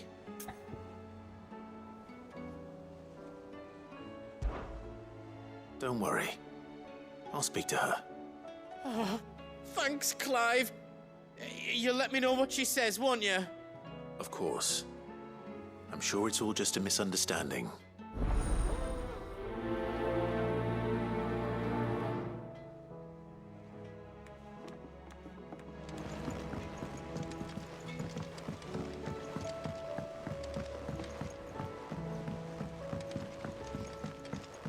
I heard the Emperor was impaled on his own son's spear. We're all gonna die! You hear me? The Akashic are coming and they won't stop until... What do you reckon we should do?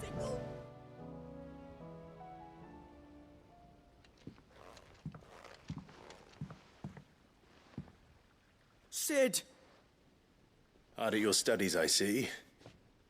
And what is that? It's not a set of scales, is it? No. Of course it isn't. Well, not anymore, it's not. Oh! And just how long hasn't it been one? We're sorry. But we didn't break them. We dismembered them. Just like Miss Mididol showed us. Miss Mididol? And why would she have you dismembering her creations? Because that's the only way to become a ninja-neer. Miss Mididol said, the best way to see how something works is to take it apart and put it back together again. Well, then your work is already half done. Carry on. About that. The taking apart was easy enough, but it's the putting back we can't work out. Speak for yourself. The heavy thing goes at the bottom. Then... Then... You three need to learn to take responsibility for your actions. So let's have a look at these parts with fresh eyes, shall we?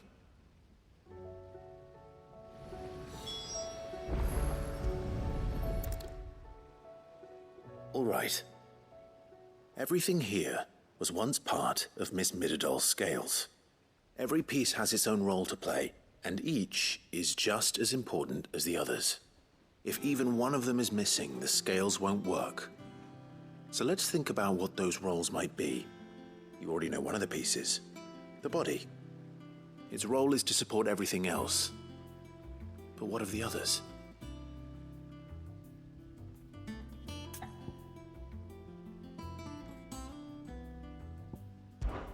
These round parts are called the pans.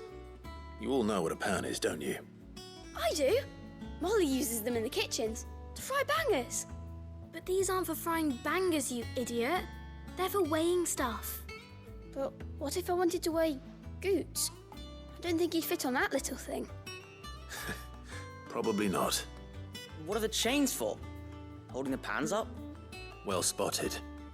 Which means something must hold the chains up in turn.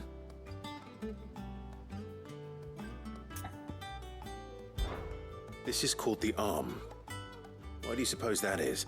It doesn't look much like an arm. You're right. It looks more like a wing. Like a chocobo wing! You've ridden a chocobo before, haven't you, Sid? Will you teach me to ride one day? I'll think about it. Now, what do arms do? Hold things. So wait, maybe this arm holds things too? Good thinking. You're on the right track.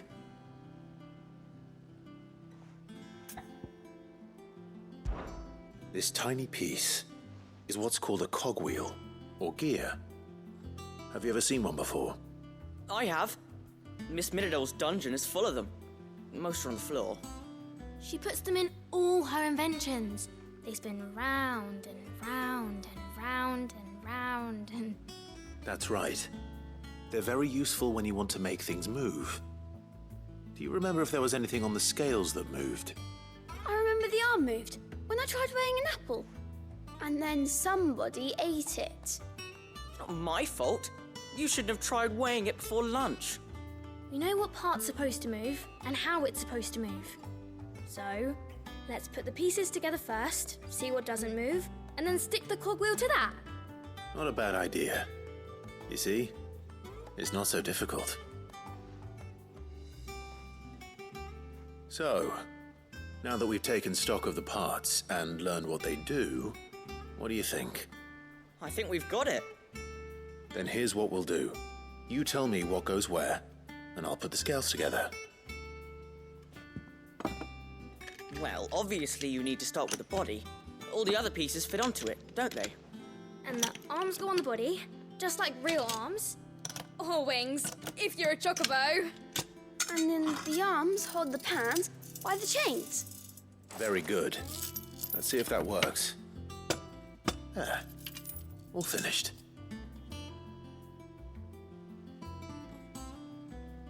Yes! We did it!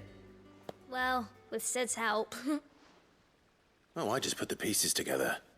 It was you three engineers who showed me how. That's right. We're Miss Midadol's hares. Her hares?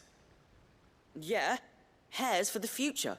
She's showing us her secrets now, so we can help out the hideaway when we're older. What do you think, Sid? Are we almost ready? With a little more help from Miss Midadol and Miss Shirley, I'd say it won't be long at all. You hear that? It won't be long. Until then, though, do try to be honest with Miss Shirley.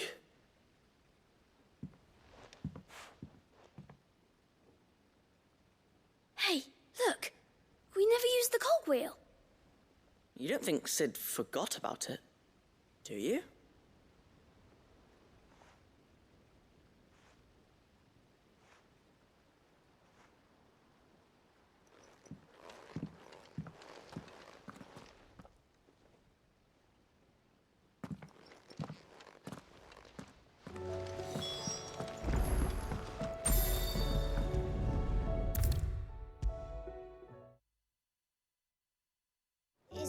coming, Sid. Will there be... Well, did you solve the mystery? It was as you thought. The children had the scales, or the parts of them at least. They dismantled them to see how they worked. Oh, no, Mid will have my head. Thankfully she won't. This might even have been her idea. Although I was the one who ended up teaching the lesson. I'm so sorry, Sid. I know how busy you are. I shall see that the children are properly punished. Please, there's no need. Mid seems to have taken the three of them under her wing.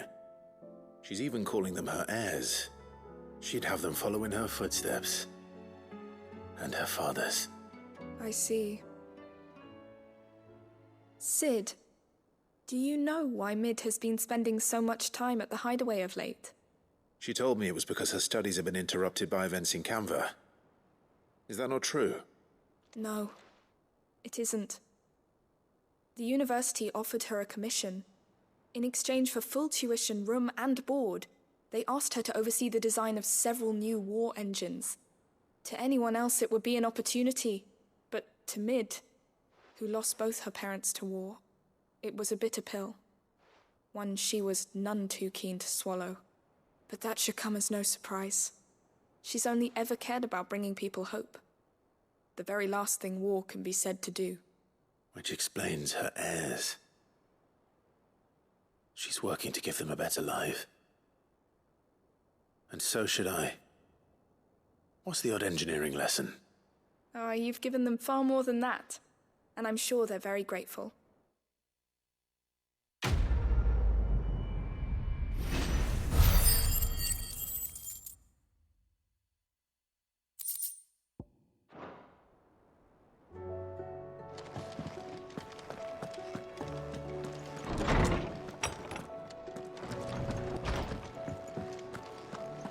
Seems the Hideaway's lost its appetite.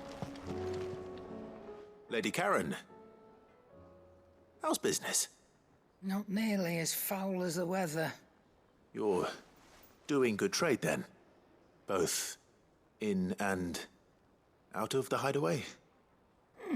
Can't complain. Wait. What exactly are you getting at? Not once in 5 long years do you pay my affairs half a care. But here you are today, raking me over the coals like a bloody popoto. Just asking. Out of interest. All right. I'm here because I was told that certain rumors have been circulating. About you selling weapons to brigands. Oh, are you? And who was it who knows me so well as to tell tales of my evil exploits? I didn't exactly hear firsthand. All I know is that someone in Dalamil has been spreading word to that effect. And what? You believe it? You think I'm profiting off the blood of innocents, do you? Look, I've done things I'm not proud of.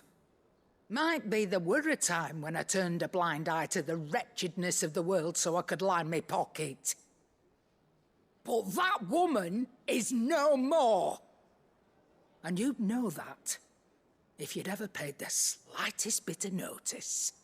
You're right, Lady Karen. I apologize. It was wrong of me to doubt you. No, it was. No. I reckon you've got better things to do than pointing your do-gooding finger at a poor old woman. Of course. Good day.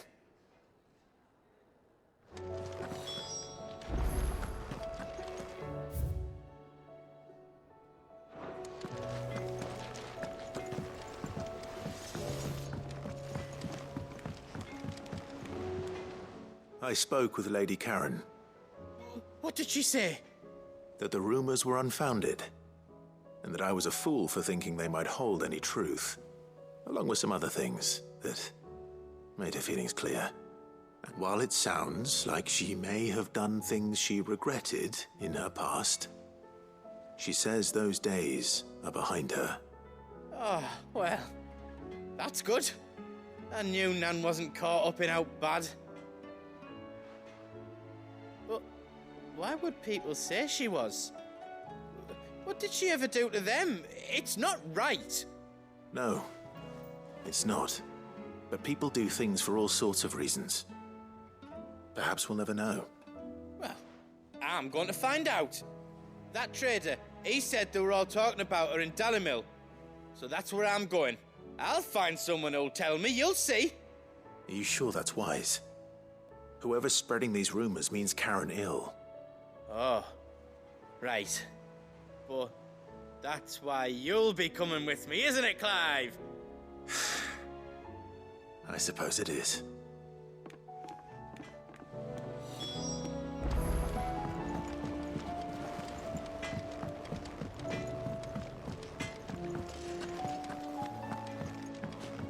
Did you see the pair that got hauled into tires? Aye, all their fancy silk.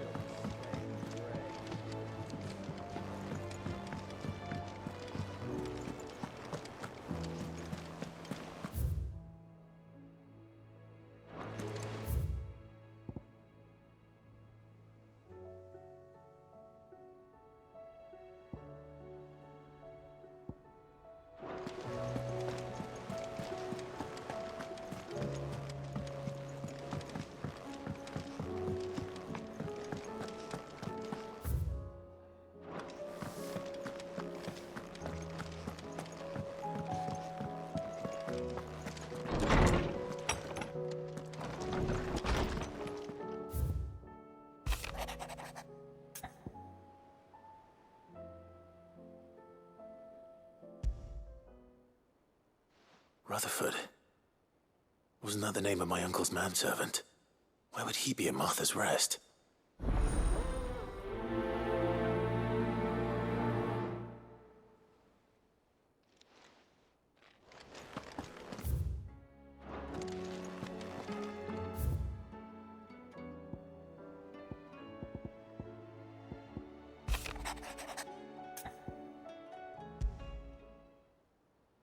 Trouble with the ledgers. Shouldn't he be asking Otto for help?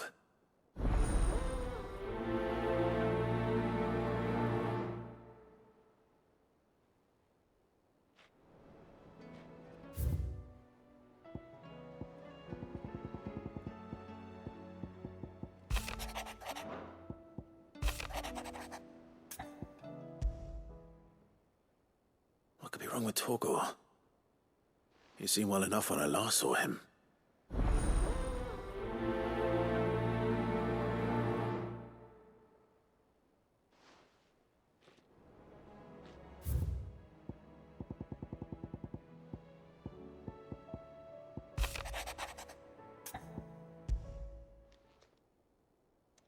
Hopefully it's nothing. But I should speak to Blackthorn just in case.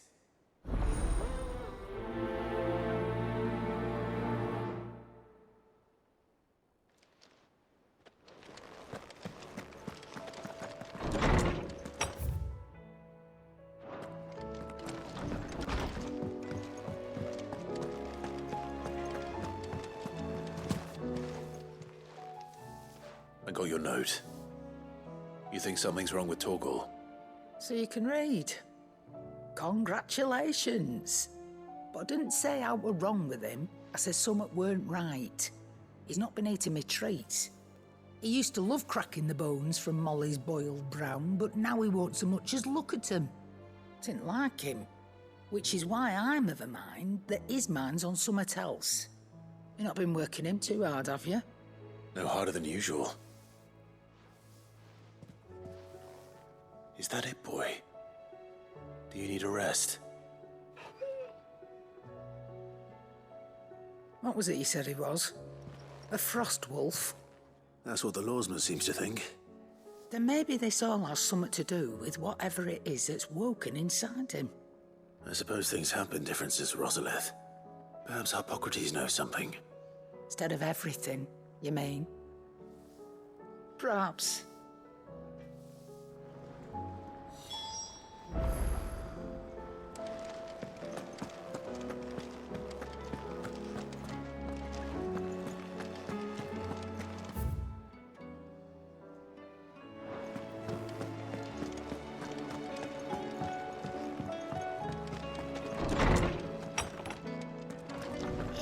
storm coming, Sid?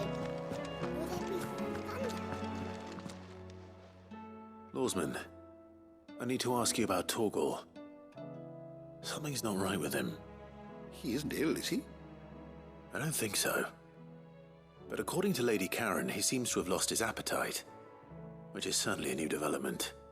She says he's hardly been touching his bones of late, and she believes it may have something to do with what happened at Rosalith Castle. I rather think she might be right, though not about his appetite. All canids are instinctively inclined to crack open bones for the rich marrow that resides within, and I see no reason why a frostwolf should be any different.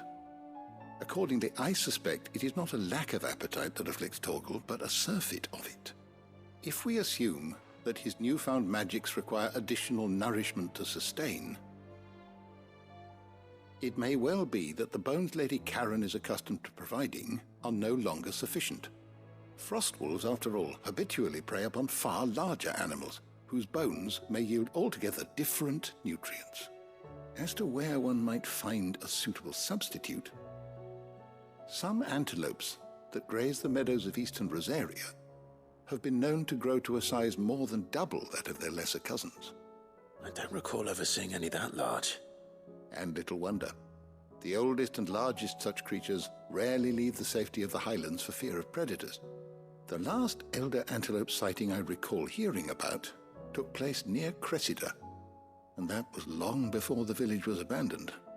Even so, it seems like a good place to start. Good hunting, Clive.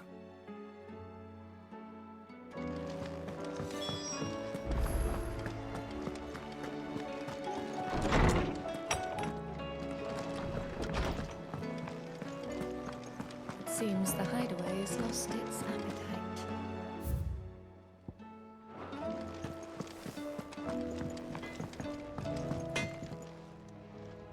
Blackthorn, do you have a moment? Not really, no. This won't take long. I just wanted to ask how you're getting on. August was worried about you, and you might still be doubting your craft, even after learning the trick of that cuirass. Is there something else weighing on your mind? Perhaps sharing your thoughts might help. That bastard's like a dog with a bone. Still, you've got a keen eye, I'll give him that. He's just, well, Karen showed me something. Something I've never seen before. And that was? A sword. An odd-looking thing with a single-edged blade. The metal itself wasn't anything to write home about, but fuck me, the edge on it. You could slice a man clean in two with a weapon like that, and he'd be halfway home before he even realized he'd been cut. So that's what's troubling you? Nah, no. Not troubling me exactly. More distracting. Can't stop thinking, how do you get an edge that sharp? It's driving me mad. And if you knew how to do it, we could arm the curse breakers with even better blades. That's about the size of it, yeah. I'll see what I can find out. Sharper swords are always welcome. And we can't have our master blacksmith being distracted. You're a soft touch, you know that. But I can't say I'm not grateful for it. Good luck, eh? Thank you. Let's see what Karen knows about this sword.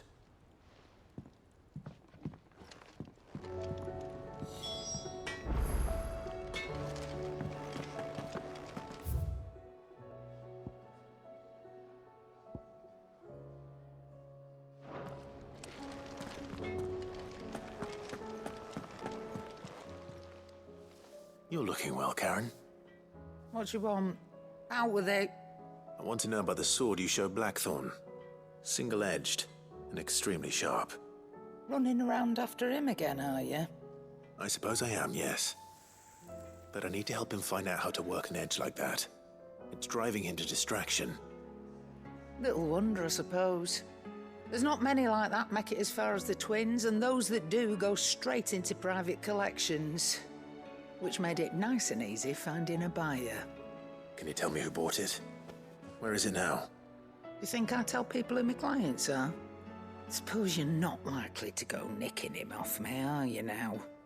Fine. if you stop mooning at me like that. Lord Ignac's the man you want. Dalmekian bloke. Collects weapons and the like. And he's got more money than sense, which is why he's one of my favourite clients.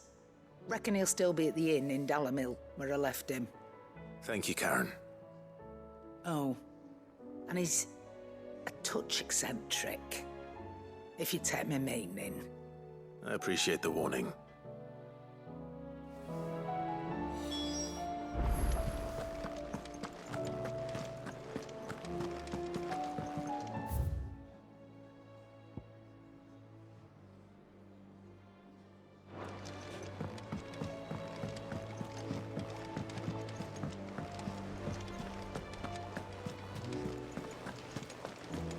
Did you see that? Tell me you saw that.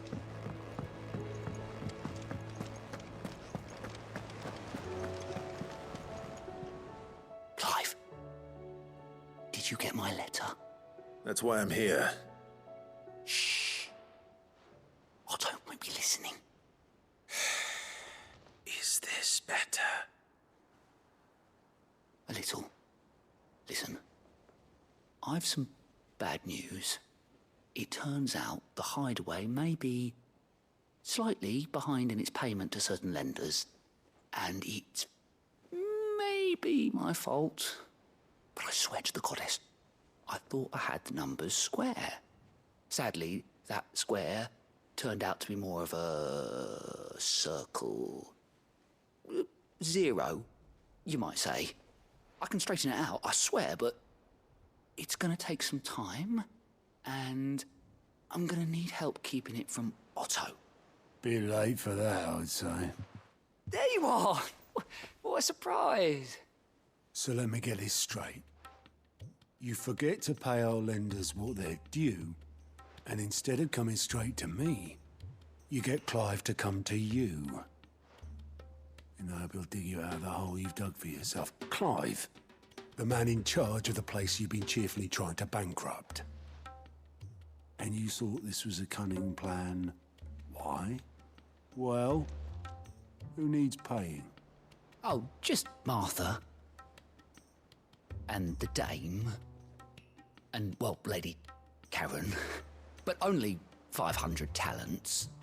We owe 3 of our most trusted friends 5 million gil. Each. 5 million each. They lent us the bulk of the money we used to rebuild the Hideaway, you see, and, well, I must have made some sort of oversight. Those ledgers were my responsibility, and it was my decision to entrust them to you. This is my fault. Do we have that much to hand? I can always ask my uncle. No, we don't. And no, you won't. We've lightened Lord Rosfield's purse enough. After the king's ransom we had off him, he deserves better than to see our begging bowl. Besides, we'll need to learn to stand on our own if we're gonna make this work. All right. But that doesn't mean you have to shoulder the burden yourself. Is there anything I can do to help? There might be. How'd you fancy taking these to Martha and the Dame? Rocks. Rocks, he says. Worth 1,000 talents apiece, these are. A little something Sid and I set aside for when times got lean. And I reckon 15 million in overdue debt probably qualifies. I just hope our associates' eyes are a bit more discerning than yours. I'm sure they will be. Should be me making the rounds, really. But you know how it is with this place. Orders to bark, arses to wipe, and all that. I know. Which is why I don't mind going in your place. Go. Do you know why I only gave Master Clive here 2 star rubies? Because you'd rather Lady Karen killed me. Because I'd rather Lady Karen killed you. Yes. Well, I suppose this is goodbye then. Don't worry. I'm sure Karen will understand. Really? Do you think so? No, I don't.